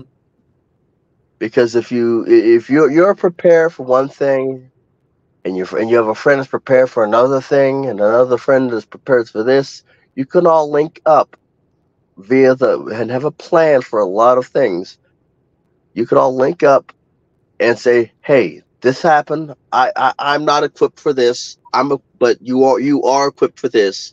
I'm equipped for the aftermath of this, and I can do this. I've got these books. I've got these pamphlets on how to do things. I'm a basically bring these. I brought these here for us. I've got first aid supplies. You've got plants. We can work together. We can build our own. We can work together. I brought my this. I brought my this. For us. We're prepared. The thing is, you're not going to be prepared for everything. The thing is to have friends and a bond of friends, a band of brothers that are prepared for different scenarios. Like there's an assault team, and the assault team is configured differently than a support team. Like boots on the ground is configured differently than a mounted infantry.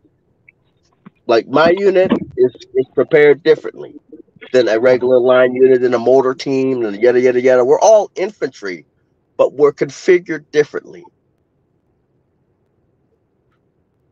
The thing is, yes, I can grow food, but I have the skills to do it. But you have skills in this area. You have skill. You can weld. Yes, I can weld, but guess what? I can't get an engine. I can't get a plane. I can't get a plane in the air. You have a plane. You can get a plane in the air,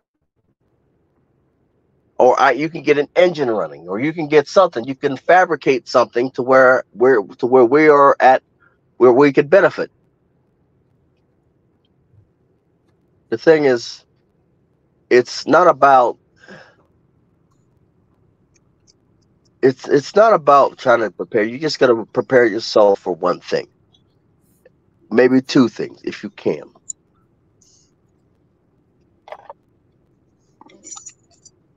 You're not, like I said, You're not Miss Cleo, the fortune teller, the psychic Yeah. medium, or something. But you saw those commercials in the 90s, right? Miss Cleo's Miss Well, Cleo. yeah. Yeah, Yeah. yeah. You're not Miss Cleo. Yep. You're not David Copperfield. Mm-hmm. The thing is you got to prepare for something. You got to prepare for something that somebody else ain't.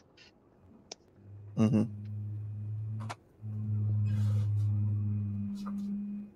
Yeah, you've got to have the wherewithal to know to prepare in the good times, just like the bad times. You know, Right. everybody knows that it's necessary when the bad times hit, but you got to have the wherewithal to know when to prepare when times are peaceful, calm, quiet, when nothing bad is happening. You know, kind of like the idea of buying the Christmas Like turkey long Bible before taught Christmas. us in Joseph. Hmm? So like what the Bible taught us in Joseph and the many colored coat. Yep.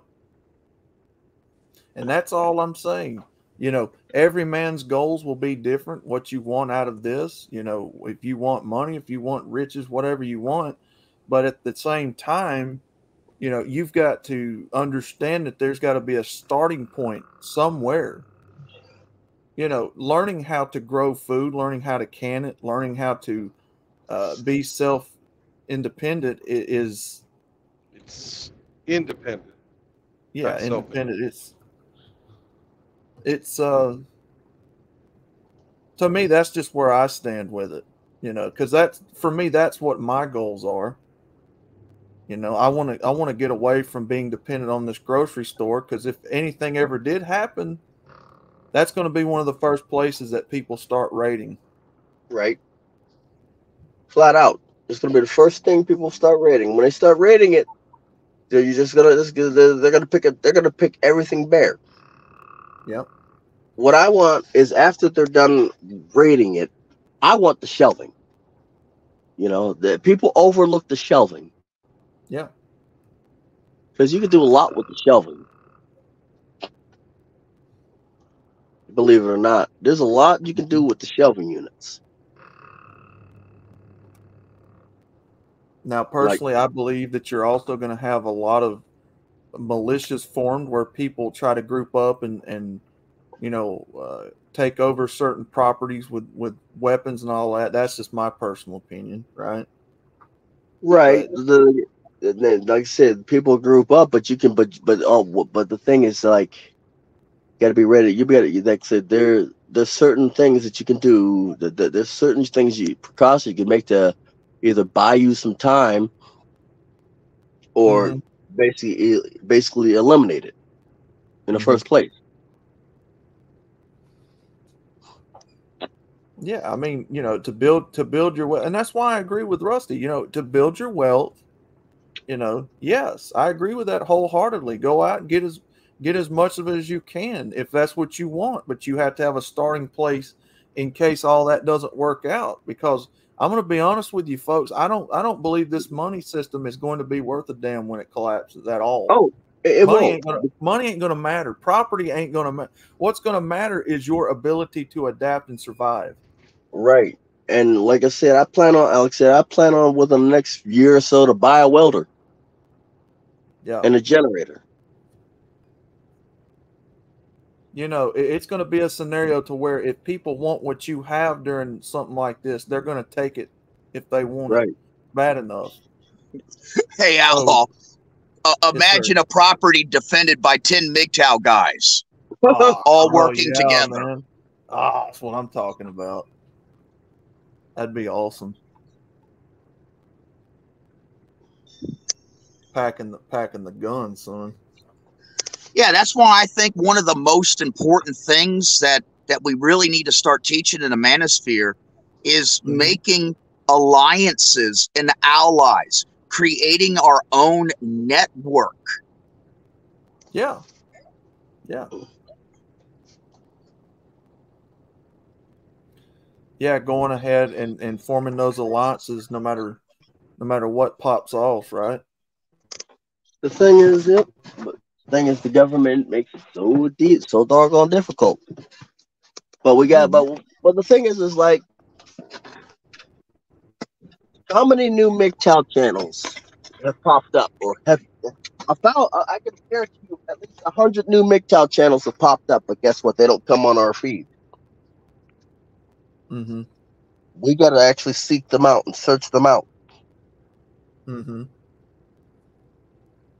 But yeah, I'm gonna get me a quick nap right now so that I can continue on 5 hours down the road. Yes, sir, brother. All right. Peace out. Take it easy, man. Have a nice Peace out, man. Oh yeah. Yeah, that's gonna be fucking awesome, man. Like a movie. You have this big old house being protected by guys with a militia. That's awesome.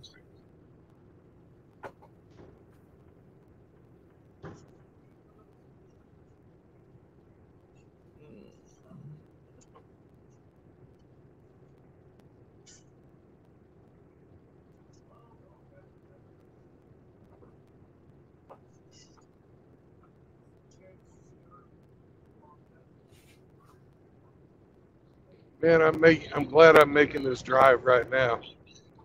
So what we have coming down is freezing fog. Oh gosh. If I was to try this in the morning, it'd be fucking slicker to griddle.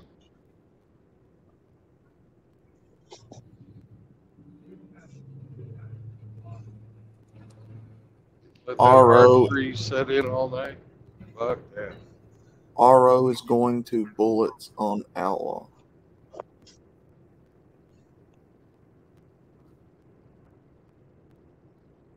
Oh, to shed, man. Oh.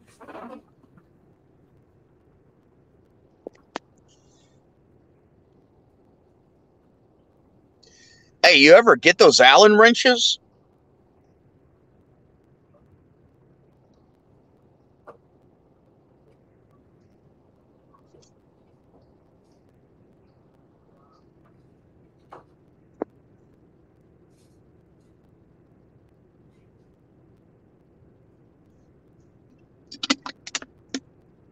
I know he got some from Walmart, but he was going to take them back.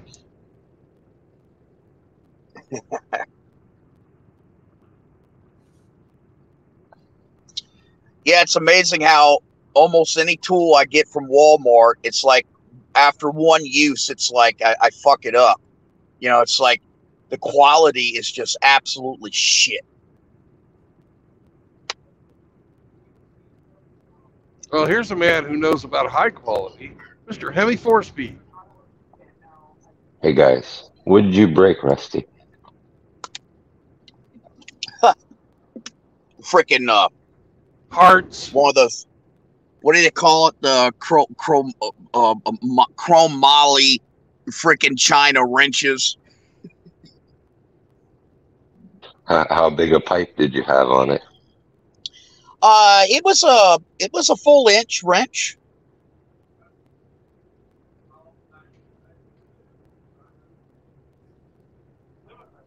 How'd you break a wrench?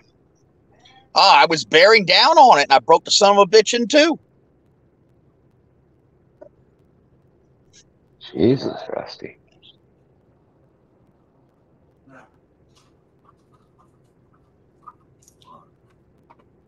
It's like retard strength.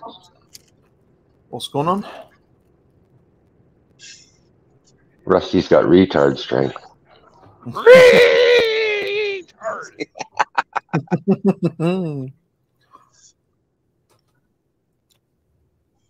Oh man. Yeah, I was up underneath my Mahindra tractor. Oh, I had two hands on that damn 1 inch wrench, and I broke that son but clean in two. Pops had a Mahindra tractor. What size is yours? It's I think it's a 250 and I got a front end loader on it. Yeah, that his was the 3525 with the front end loader in the. I think he had to go buy the bush hog on the back of it somewhere else. Yeah, mine came with the trailer, the bush hog, the front end loader, and I last year I had the bush hog stolen. I had it at a different property, and somebody came over there and loaded some bitch up, which probably was about 4 guys because that's pretty fucking heavy. Unless they backed their tractor up to it, and just hooked on. Nah, they wouldn't have used a tractor. They had either a trailer or something, you know, but no, they didn't use a tractor. Had to pick it up and move it out where you had it stored. Well, I had it up underneath a pecan tree out in the open. Yeah. Yeah, his was the 2-wheel drive. You know, it was a little bit bigger than a lawn tractor. Yeah, mine is 4-wheel drive optional, so I have to put it into 4-wheel drive. And let me tell you something right now, that's a badass tractor in 4-wheel drive. Yep. I always enjoyed, you know, running the tractor, but he had to get rid of it because he had to have some cash. But it is what it is, man. Pops loved that thing. He fell off of it one time. I thought we was going to have to take him to the hospital. He fell. Because you know how high them tractors are on the side where that step is, Rusty. Yeah. I had to dive off of mine. It flipped. Oh. Yeah, I was trying to take a tree out with the front end loader, and the damn tree snapped and came down, put pressure on one side of the front end loader, and the tractor was going over. I dove off. Golly. But anyway, he was getting off of it inside the shop that we used to work at and fell clean on, it was a concrete floor on his side. I don't know if he ever fractured that hip or what, but he fell clean on his side on the concrete floor off of that thing. I thought it knocked him out at first because, you know, he didn't move for a second, and then he kind of shook his head and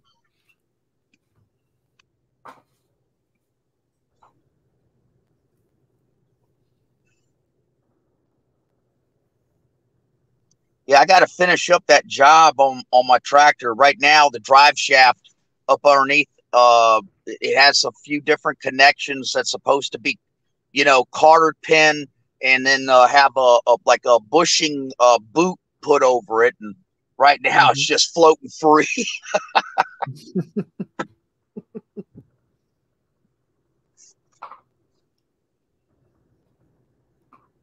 Yeah, them tractors, man, they come in such handy. I wish he'd have got to held on to that one, but because my brother went out and found some aftermarket fork attachments you can put on the front end loader. Oh, it made moving them machines a lot easier. I know that. Yeah. Hell, I use my front end loader, put it on the ground and load it up full of roof shingles, and then lift the front end loader all the way up to the roof, and then climb up on top of the roof and unload them from there. It goes up pretty fucking high. You know, this ain't no big fucking tractor. I mean, it's probably, you know, it's mid-size, you know. Yeah, but man, I love the controls on that front end loader. There's a lot of stuff that I do with it, you know, like putting in driveways, smoothing, out gravel when I have it, you know, crushed concrete when it's delivered. You know, just it. And let me tell you a recent use that I found for the tractor in the front end loader. I'll pull right up next to a well pump. Okay, after I done disconnected the main motor, and hook a rope up to the interior pipe, and then use the front end loader, and then break it free and just start, pull it up, stop, get down, reattach it, put it down, do it again. And man, I could pull a whole, 70, 80 foot up with that front end loader by myself. Heck yeah. Change the foot valve, on the well. Mm-hmm.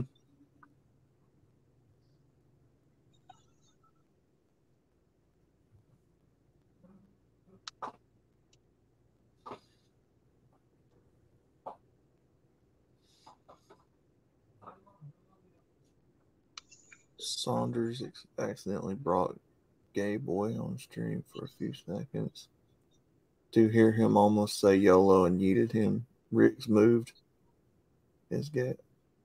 Who was that, Mr. Pliskin? He must be talking about bullets because he says YOLO. Oh.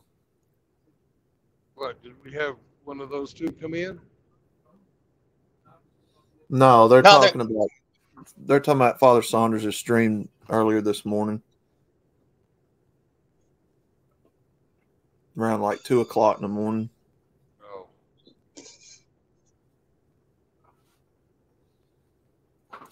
Sergeant Grinch, that means you only live once. That's what YOLO means.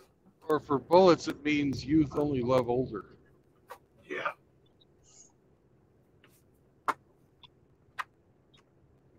That is a term that younger people use when they say we're only here for a good time and not a long time. Just live it up. I hate it. Oh, I do too.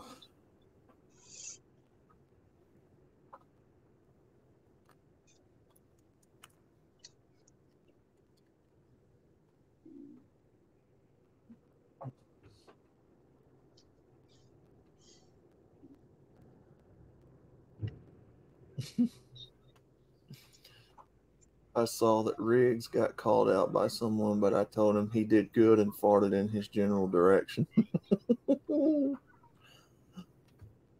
Yeah.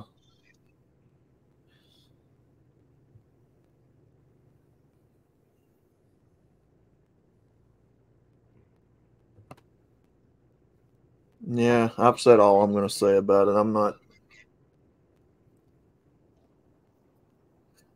That's what Frost and I decided to do. We weren't going to promote those guys anymore.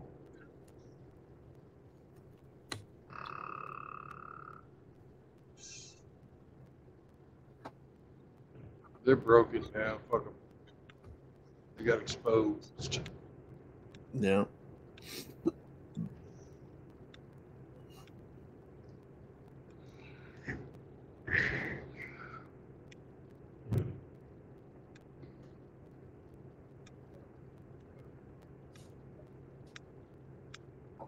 I sent you to be exposed before your peers.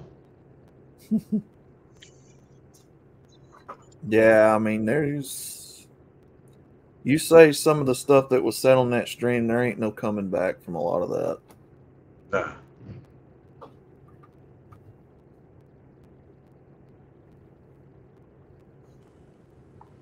I think that was the most people that Frost has ever had on his show, 100 people. Oh, God, yeah. Oh, yeah.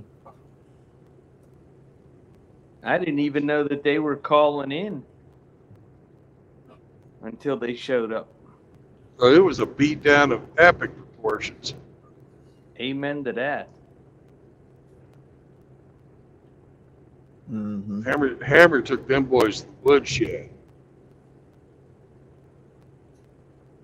Yep.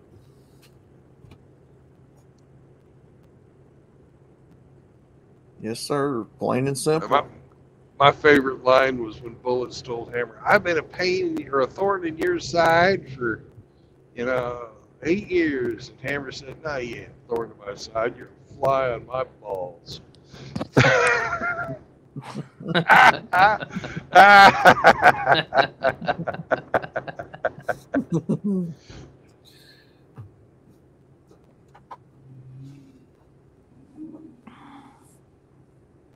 Yeah, they really, more so Bullets, he really proved how much of a deviant he really is. Oh God, yeah. Cush is smart enough to keep his mouth shut. But he believes the very same fucking thing. I know he agreed with them too often. You know. They're running buddies, man. Yeah, well, we all know what happens when you run with the devil.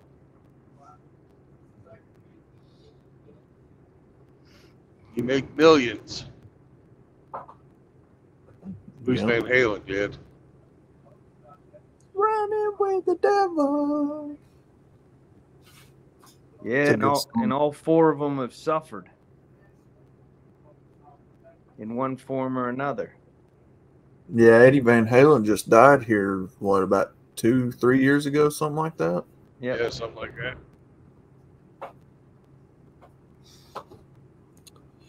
Hey, yo, Yeah. what's up? Tim, what's Hey, up, Tim. Hey, Tim. Oh, bro, Bullets for Teeth getting exposed was the best Christmas gift ever, man. Holy shit, that was fun. I can't believe the dumb shit that guy said. My Yeah. favorite part of it was when Chaz came in them couple times and Oh, just Chit and Chaz. bitch smacked him and left.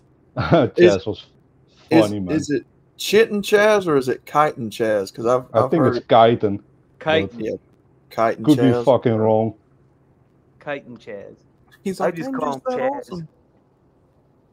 Chaz is amazing, man. He did good.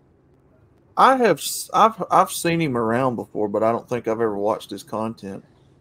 It's mostly video games. He's quite funny, man.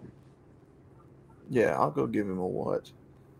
He does things from an autistic perspective, and I don't mean that in a bad way. He literally is autistic. Yeah, yeah. But he's enjoyable, man. He does some video games, talks some shit, drinks some Everclear. You know, the good stuff. But anyhow, I still can't believe fucking Bullets for Teeth said that philosophy was bullshit. Just live on stream. What do you mean you let the mask slip? Yeah. Bro, he exposed himself so bad. Again, I've said it before and I'm going to say it again. You claim to be a MGTOW. You represent the philosophy. You better represent it to the letter with the I's dotted and the T's crossed. I mean, you know, this philosophy has weight. It has responsibility. Let's face it, they don't want to take any responsibility. They don't want to fucking follow the paper. And I saw a little bit of Iridium Kush's stream afterwards, and he was like, "How is it my problem that femininity needs to be installed in women? That's not my problem. It's there in the white paper, brother. If you call yourself a MGTOW, then it is your problem." I mean, Well, how else do you fix society if you don't want manly men and feminine women? Keep in mind, walking away is a way to punish women. It is the best way to punish women without using violence. I mean, they can't get their fucking nice cozy day. They can't get their meal ticket. They need to rely on fucking Section 8 housing and shit like that and the fucking government. Otherwise, they would have a man providing all that bullshit from them, or for them, I have to say it correctly. It's just like a preacher, Tim. You know, if a preacher is going to stand up in that pulpit and preach the gospel, thus saith the Lord, you have a responsibility to represent that holy Bible to the utmost of your ability. You have a responsibility. They don't do that either. You have a responsibility to that congregation. Whoever's in that sanctuary under the sound of the voice of the pastor, you have a responsibility to tell that soul what God said from his own lips. And you better say exactly what God said, and you better represent what God said to the T. Because if you don't, there is such a thing as preaching heresy. They do that a lot, man. Just look at all the fucking faggot flags at the church. Yeah. That is fucking heresy, man. That's heresy because that lifestyle goes against what God set up in this culture. Oh, by the way, real quick, for the people who celebrate, Merry fucking Christmas. Yes, Merry sir. fucking Merry Christmas to you too. Merry Christmas. Without the fucking, because we're monks. Yeah, I know, man. I was trying to be funny. Yeah. So it's the So same thing with MGTOW. You know, you've got to represent this philosophy and take it as serious as you know how, because this literally is the matter of life and death for people. yeah, People this is an can- important thing you're saying right now, Outlaw, and this is also the reason I don't want to fucking speak on stuff like suicide and shit. I mean, Right. come on, you shouldn't do that because most problems can be fixed. But if you say the wrong thing to a guy who's about to fucking kill himself, then you can drive him over the edge, and I don't want that on my fucking soul. That's exactly right. That's why, you know, I make it a point in this community, if somebody is better equipped and better understands certain topics, then they're the people that you should be talking to. And that's part of the red pill. You got to understand where people's strengths and weaknesses lie.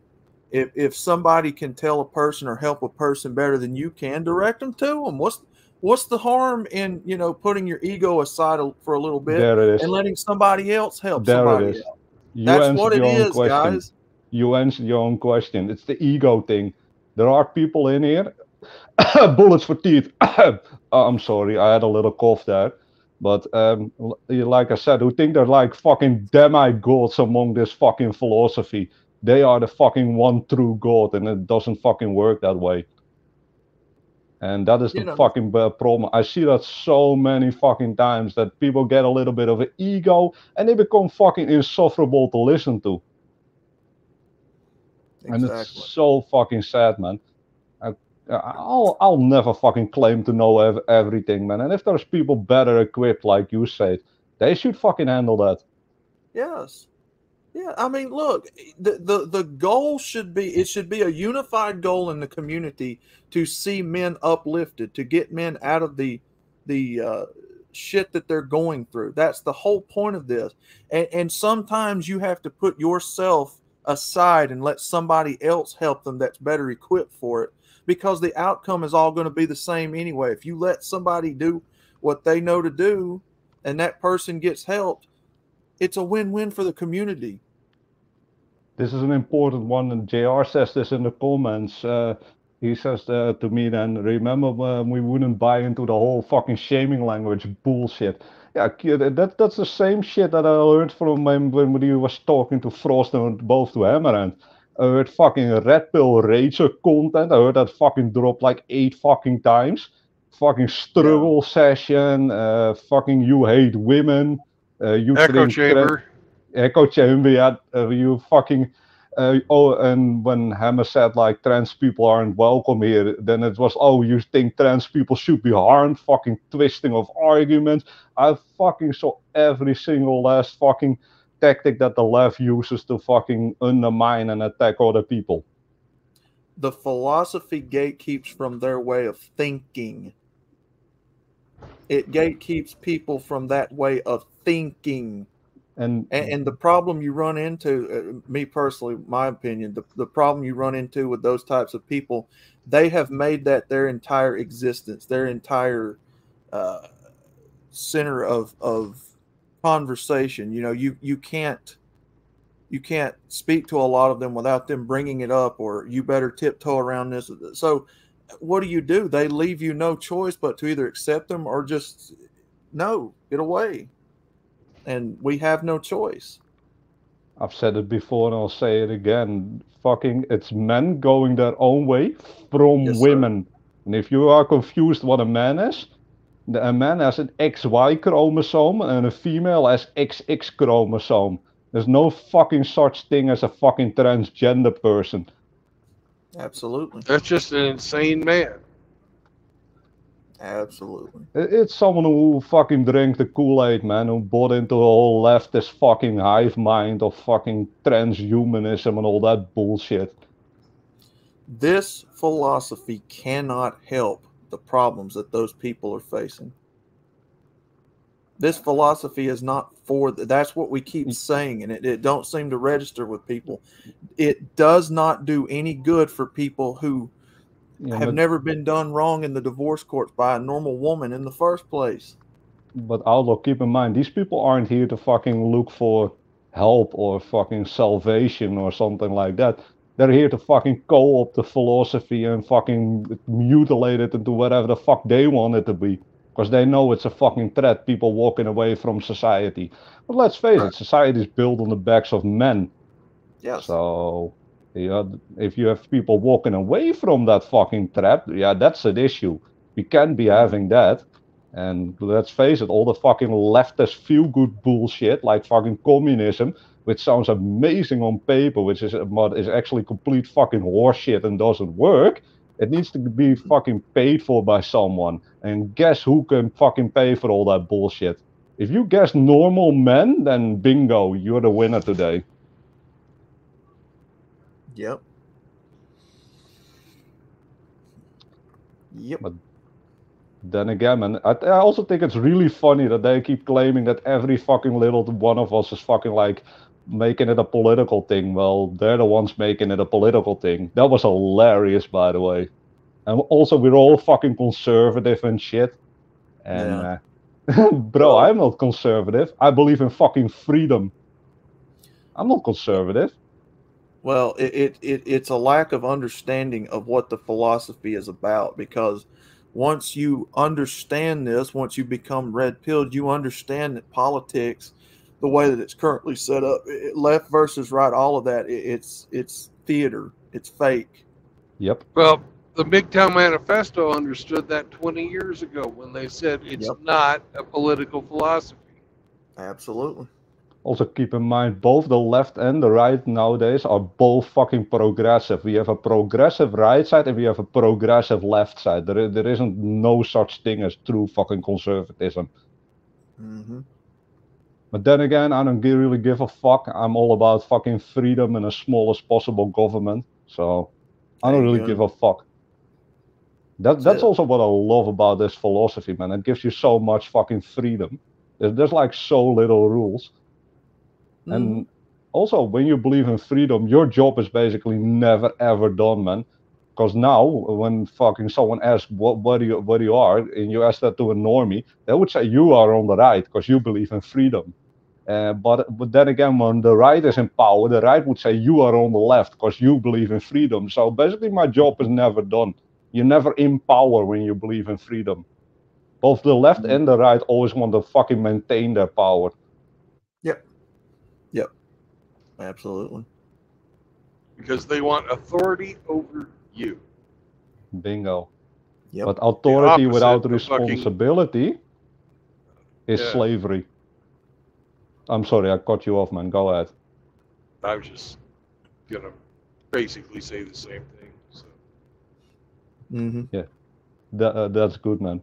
That's good that we think alike. That's an important thing, and people tend to forget that. But then again, man, this was an amazing Christmas gift. I gotta give them small props, though. I mean, at least they had the balls to call in. I mean, most haters don't call in. Well, Frost and I had been ribbing them mercilessly, and then Frost went on to GM's stream that day before, or a few hours before his stream, and was just giving them hell. Absolutely giving them hell. Yeah, I seen the memes, man. The memes were amazing. I saw some good shit, man. I like that. That was amazing. But then again, like I said, what also was pretty funny before when Hammer said, "Oh, I'll call in." Bullets was trying to fucking act like the fucking Hammerhand was scared of him. That was amazing. How fucking delusional are you?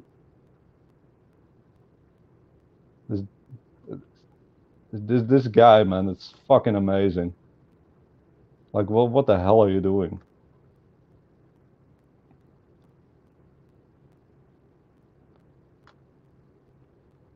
You guys still there, or did my internet fucking shit out? Yeah, we're here. I'm just driving through the middle of nowhere, and I was.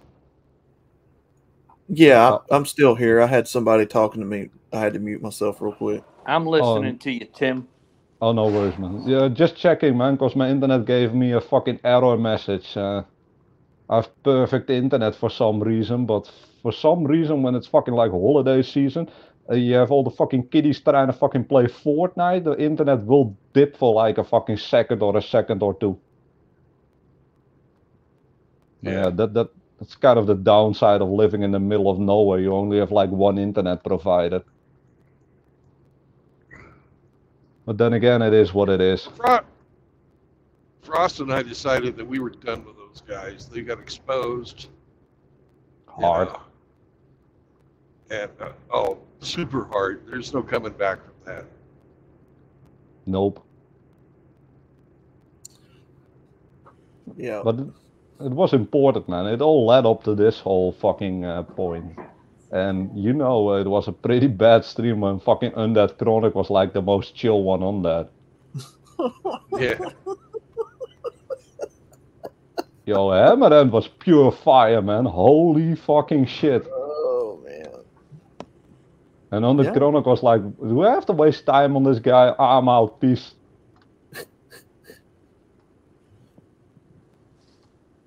The only thing I want to say about it, I saw you got another special shout out, Brandon, man. I mean, they were trying to say that you were the one fucking pointing people towards them. Yeah, I'm their boogeyman. They think that I'm the devil, and that just means I've fucking been doing my job right. I'm fucking pissing them off. Oh yeah. They cannot. The one thing a fucking asshole like that cannot stand, absolutely cannot stand, is to be mocked and ridiculed. I mean, you. Go ahead, man. I was just gonna say, Tim. Some people you just can't get it through to their heads that you don't control what other men do by going to other channels and saying what they want to say to these people. I mean, that's the whole point of MGTOW. These men go to other streams and do these things of their own accord. Nobody tells you to go over there and harass people. Nobody tells you to make fun of them or mock them. They do that on their own accord because they're their own men. I would say this. I would say welcome to the fucking internet. I mean, come on. Yeah. We all had the fucking haters in the stream. I've been called incel. I've been called a faggot. I've been called everything under the book. You see me fucking crying about it? I don't give a shit. You can call me all you want, and if I'm really in the mood, I will tell you to fucking go read some more and just fucking light the fire and troll your ass. If these guys in this community go over and they start trolling someone and they gang up on them, they're doing that of their own free will. Nobody tells them to go over there and you know, harass or cyberpunk bully or whatever they call it. But then again, I don't know, man. You as a content creator are not fucking responsible for what your fucking audience is doing. Yeah. I mean, let's face it, there's a YouTube fucking comment section. Everyone's free to fucking type in whatever the hell they want. And if people don't agree with you, then yeah, you're gonna have some fucking backlash. Shit happens. Welcome to the damn internet. What is this community called, guys?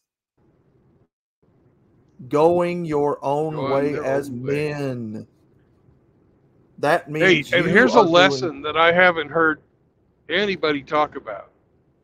Is that if you fucking lie to people and you fucking misrepresent what other people are saying and doing, you're going to get called out on it, because there's people out there who know their shit, who fucking seen this stuff, and that you're not going to be able to get away with just fucking lying about people with impunity. You know, that's a beautiful thing, because for years and years and years, the fucking commies, that's been their fucking part and parcel. What they do, they go in and fucking make up some bullshit and blame you for it when it's nothing, you know, it had absolutely nothing to do with what you fucking had said or done. Mm-hmm. You know, another thing, when he was fucking going after Rusty, oh man, those are fucking amateur numbers. He still hasn't shown any fucking evidence of what they did. He just said, oh yeah, I mentored Kush. What?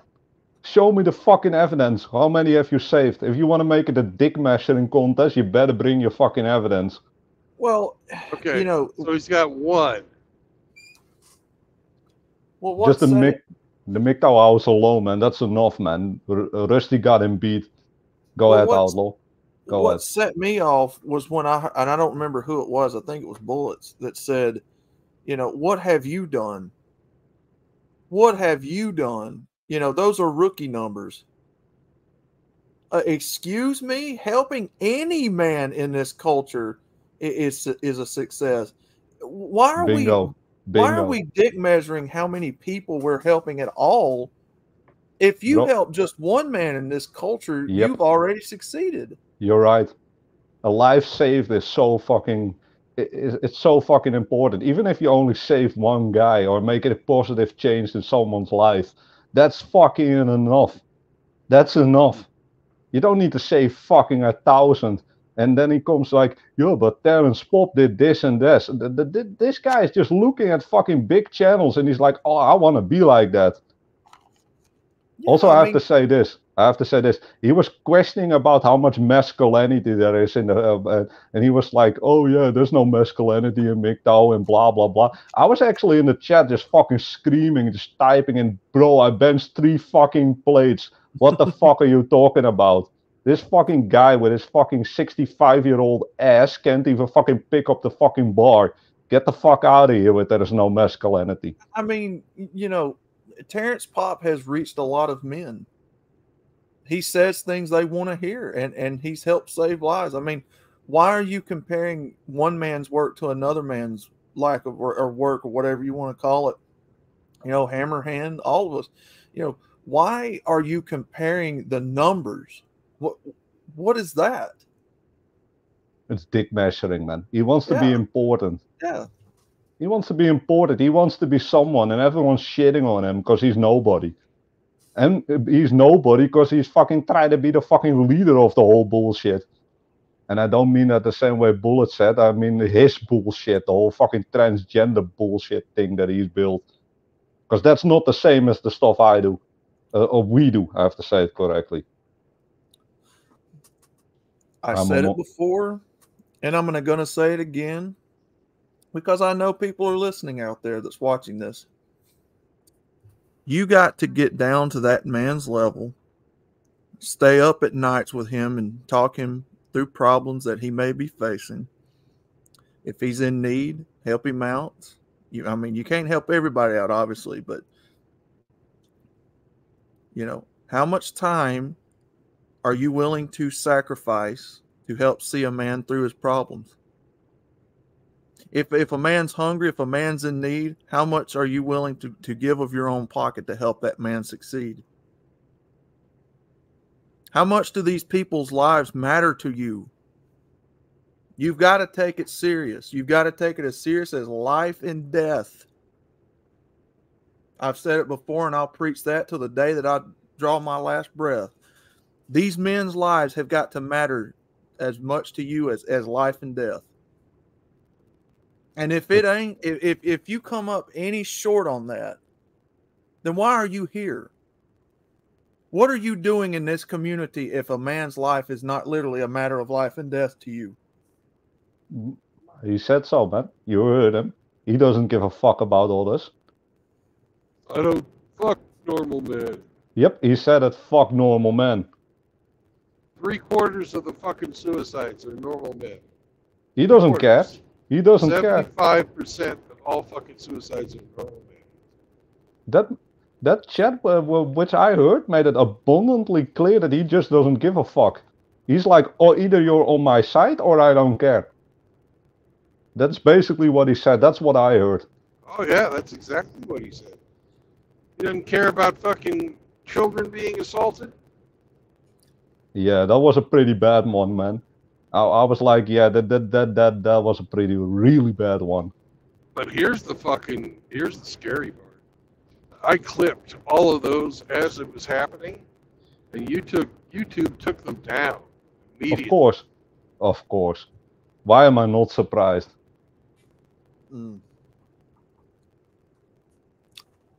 Immediately. There was absolutely, no fucking, review or anything. It's just gone. I'm gonna say another hot take. I'm pretty sure that fucking someone struck them down.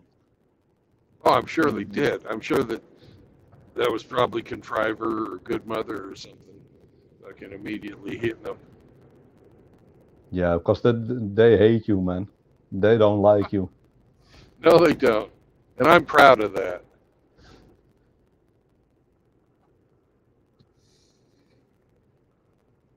What I also thought was hilarious was when fucking Bullet said he wanted to fight Frost. Oh, God. Bro, that guy's 50. Frost Yeah. would rip his fucking arms off. Yeah, but fucking Bullet's like 56 years old. What are you gonna do, man? I mean, Frost is in his mid-30s. That's not gonna end well for you, man. You shouldn't be fighting.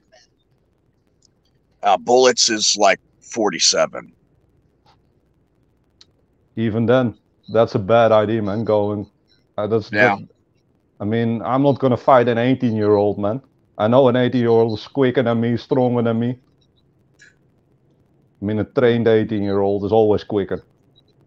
And if you fucking go to blows, it means you fucking lost the argument. Yep.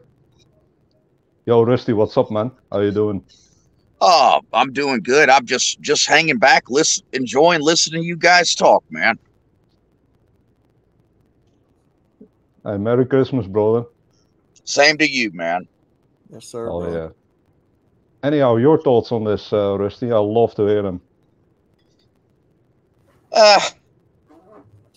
You know, I know it's not part of the manifesto, you know, religion or, you know, faith or, you know, anything in that kind of general direction. But I was seriously taken aback by Bullets and Cush's total lack of, I really don't know how to phrase it, a goodness, you know, that one example where he's saying, hey, it's not my, you know, some little kids get molested. Yeah. That's not my problem. Like, what the fuck? Oh, Jesus. You know, I don't know. These guys just, their compass is off. It would, all I heard was me. Yep. You're right. You know, where's your concern for your fellow man? And why are you trying to lay at MGTOW's feet, you know, especially some of the guys that's in this chat right now, that we're personally responsible for men committing suicide? You know, it just blew my mind.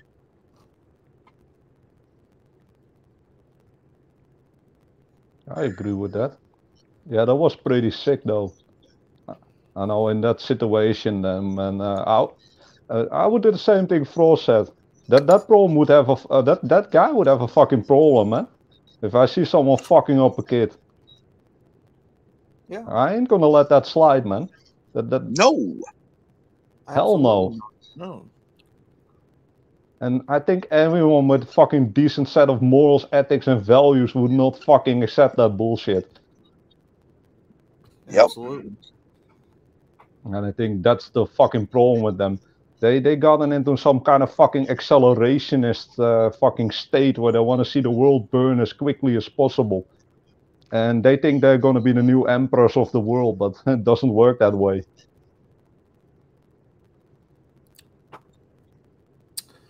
It is basically trying to reinvent the wheel. It is thinking that you have a new edge on this philosophy that, you know, you can revolutionize it and change and become, I guess, a martyr or one of the founders of a new way of looking at things. I mean, it's everybody wants to let them do that, but just don't call yourself MGTOW. Yeah. That's all. That's fucking simple. I don't know if I have this correct, but I've heard this story a couple of times, and this was when Mike was still going over the Good Mothers channel, and they were talking about how Bullets was basically on the way out of MGTOW and fucking didn't want to interact with them, anymore because he found that that it was toxic and stuff like that, and some people were red pill ragers and all that stuff. But anyhow, apparently, what I heard is that GM was the one who convinced Bullets to stay in the philosophy. How Wouldn't are you doubt gonna, it. Wouldn't doubt it a bit. a question I would have to that, Tim? How are you going to put a time limit on a man's red pill rage? Let's face it, Outlaw, red pill rage is fucking shaming language, where he can say everyone that doesn't agree with me is a fucking red pill rager. I mean, if you fucking found out that your half of your life or your whole life is a fucking lie, would you be pissed off? I mean, I would. Yeah. If a man has been through something that has traumatized him to the point to where it has affected the rest of his life, and he has to talk about it in order to help make some sort of sense out of it constantly, why are you putting a time limit on that man's pain and suffering? You know, this is what I don't get about a lot of this. Look, also, why would you invalidate his fucking response? If he says something is X and you say, but you're just a red pill rager, just because he's fucking angry at the world doesn't mean he's fucking wrong. Right. Go ahead, man. No, I was just going to say, I mean, you know, that man has a perspective unique to his own self. You can't tell him. Again, this all goes back to what MGTOW stands for. You cannot tell another man how long he can suffer, how long he can think about his problems, how he can vent about his. You can't do that. The only correct answer is as long as it fucking takes to get rid of it. That's the only correct answer. Exactly. So if a man has to make all the videos talking about female nature that he wants, or if he's got to make as many videos talking about Bible verses or whatever he's got to do to get through that pain, why are you dictating term limits to him? This isn't political, right?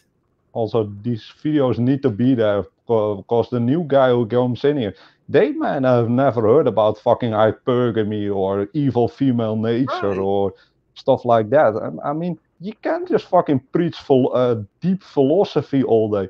But then again, I heard a really good one about this. You have two types of people. You have the types of people that think that enlightenment should come from within yourself and you shouldn't spread it on others.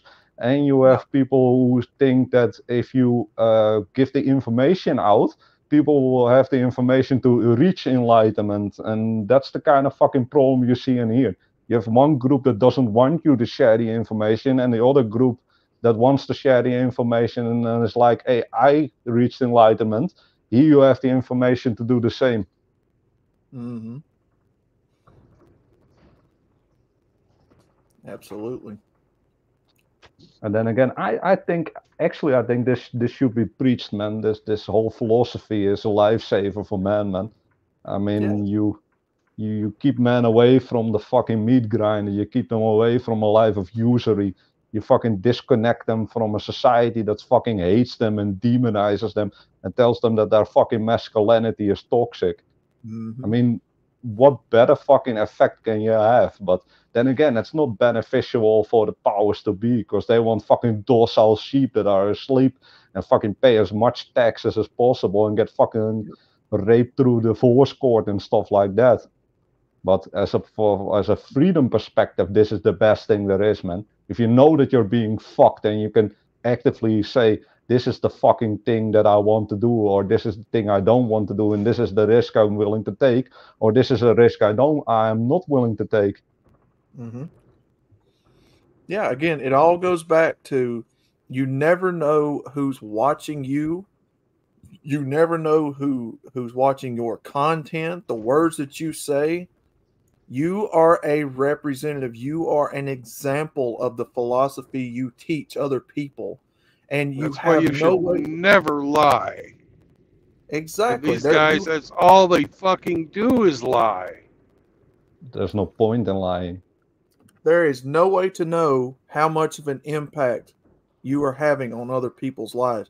That's why you have to take it upon yourself, gentlemen, to do everything in your power to correctly represent that philosophy to the utmost, to the dotting of the I's and the crossing of the T's to the letter, because you're representing something that'll save men's lives if it's done correctly.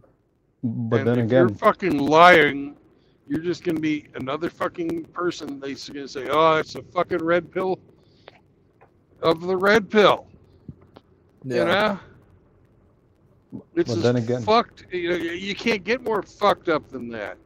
You'll take somebody who may have been able to be saved, and they'll fucking say, well, these guys are all a bunch of fucking liars. Fuck them. Fuck life. Boom.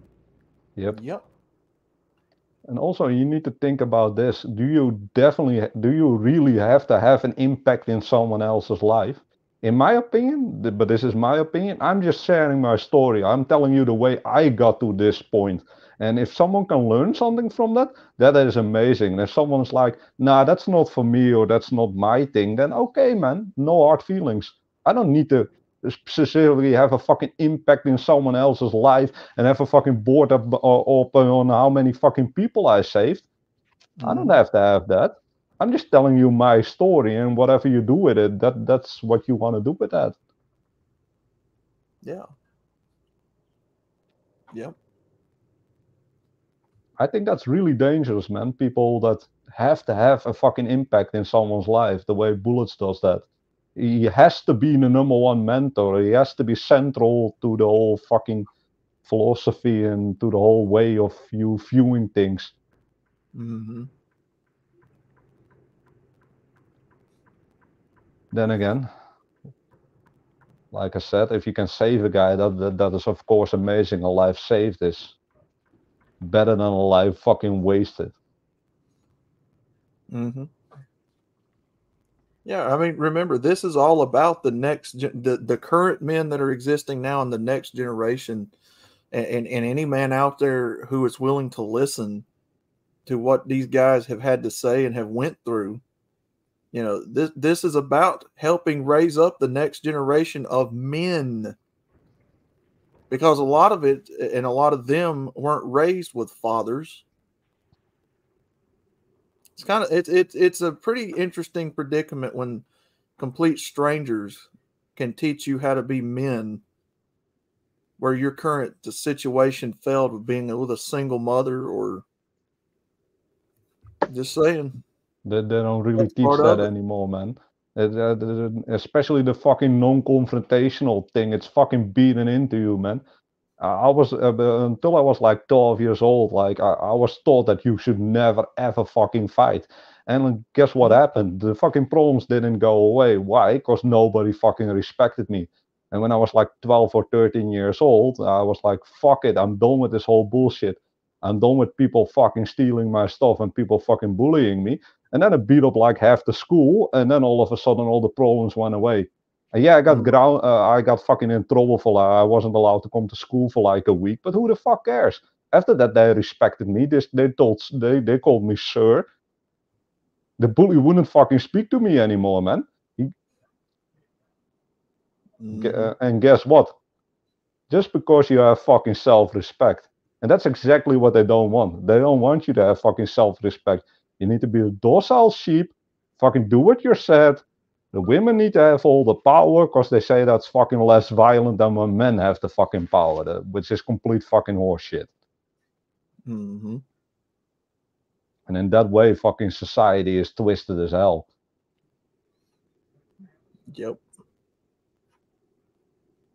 And I find that a lot, man. When you fucking stand up for yourself, man, people, and you don't take fucking crap from anyone and don't give a shit what people think about you. Yeah, people fucking respect you for that, man.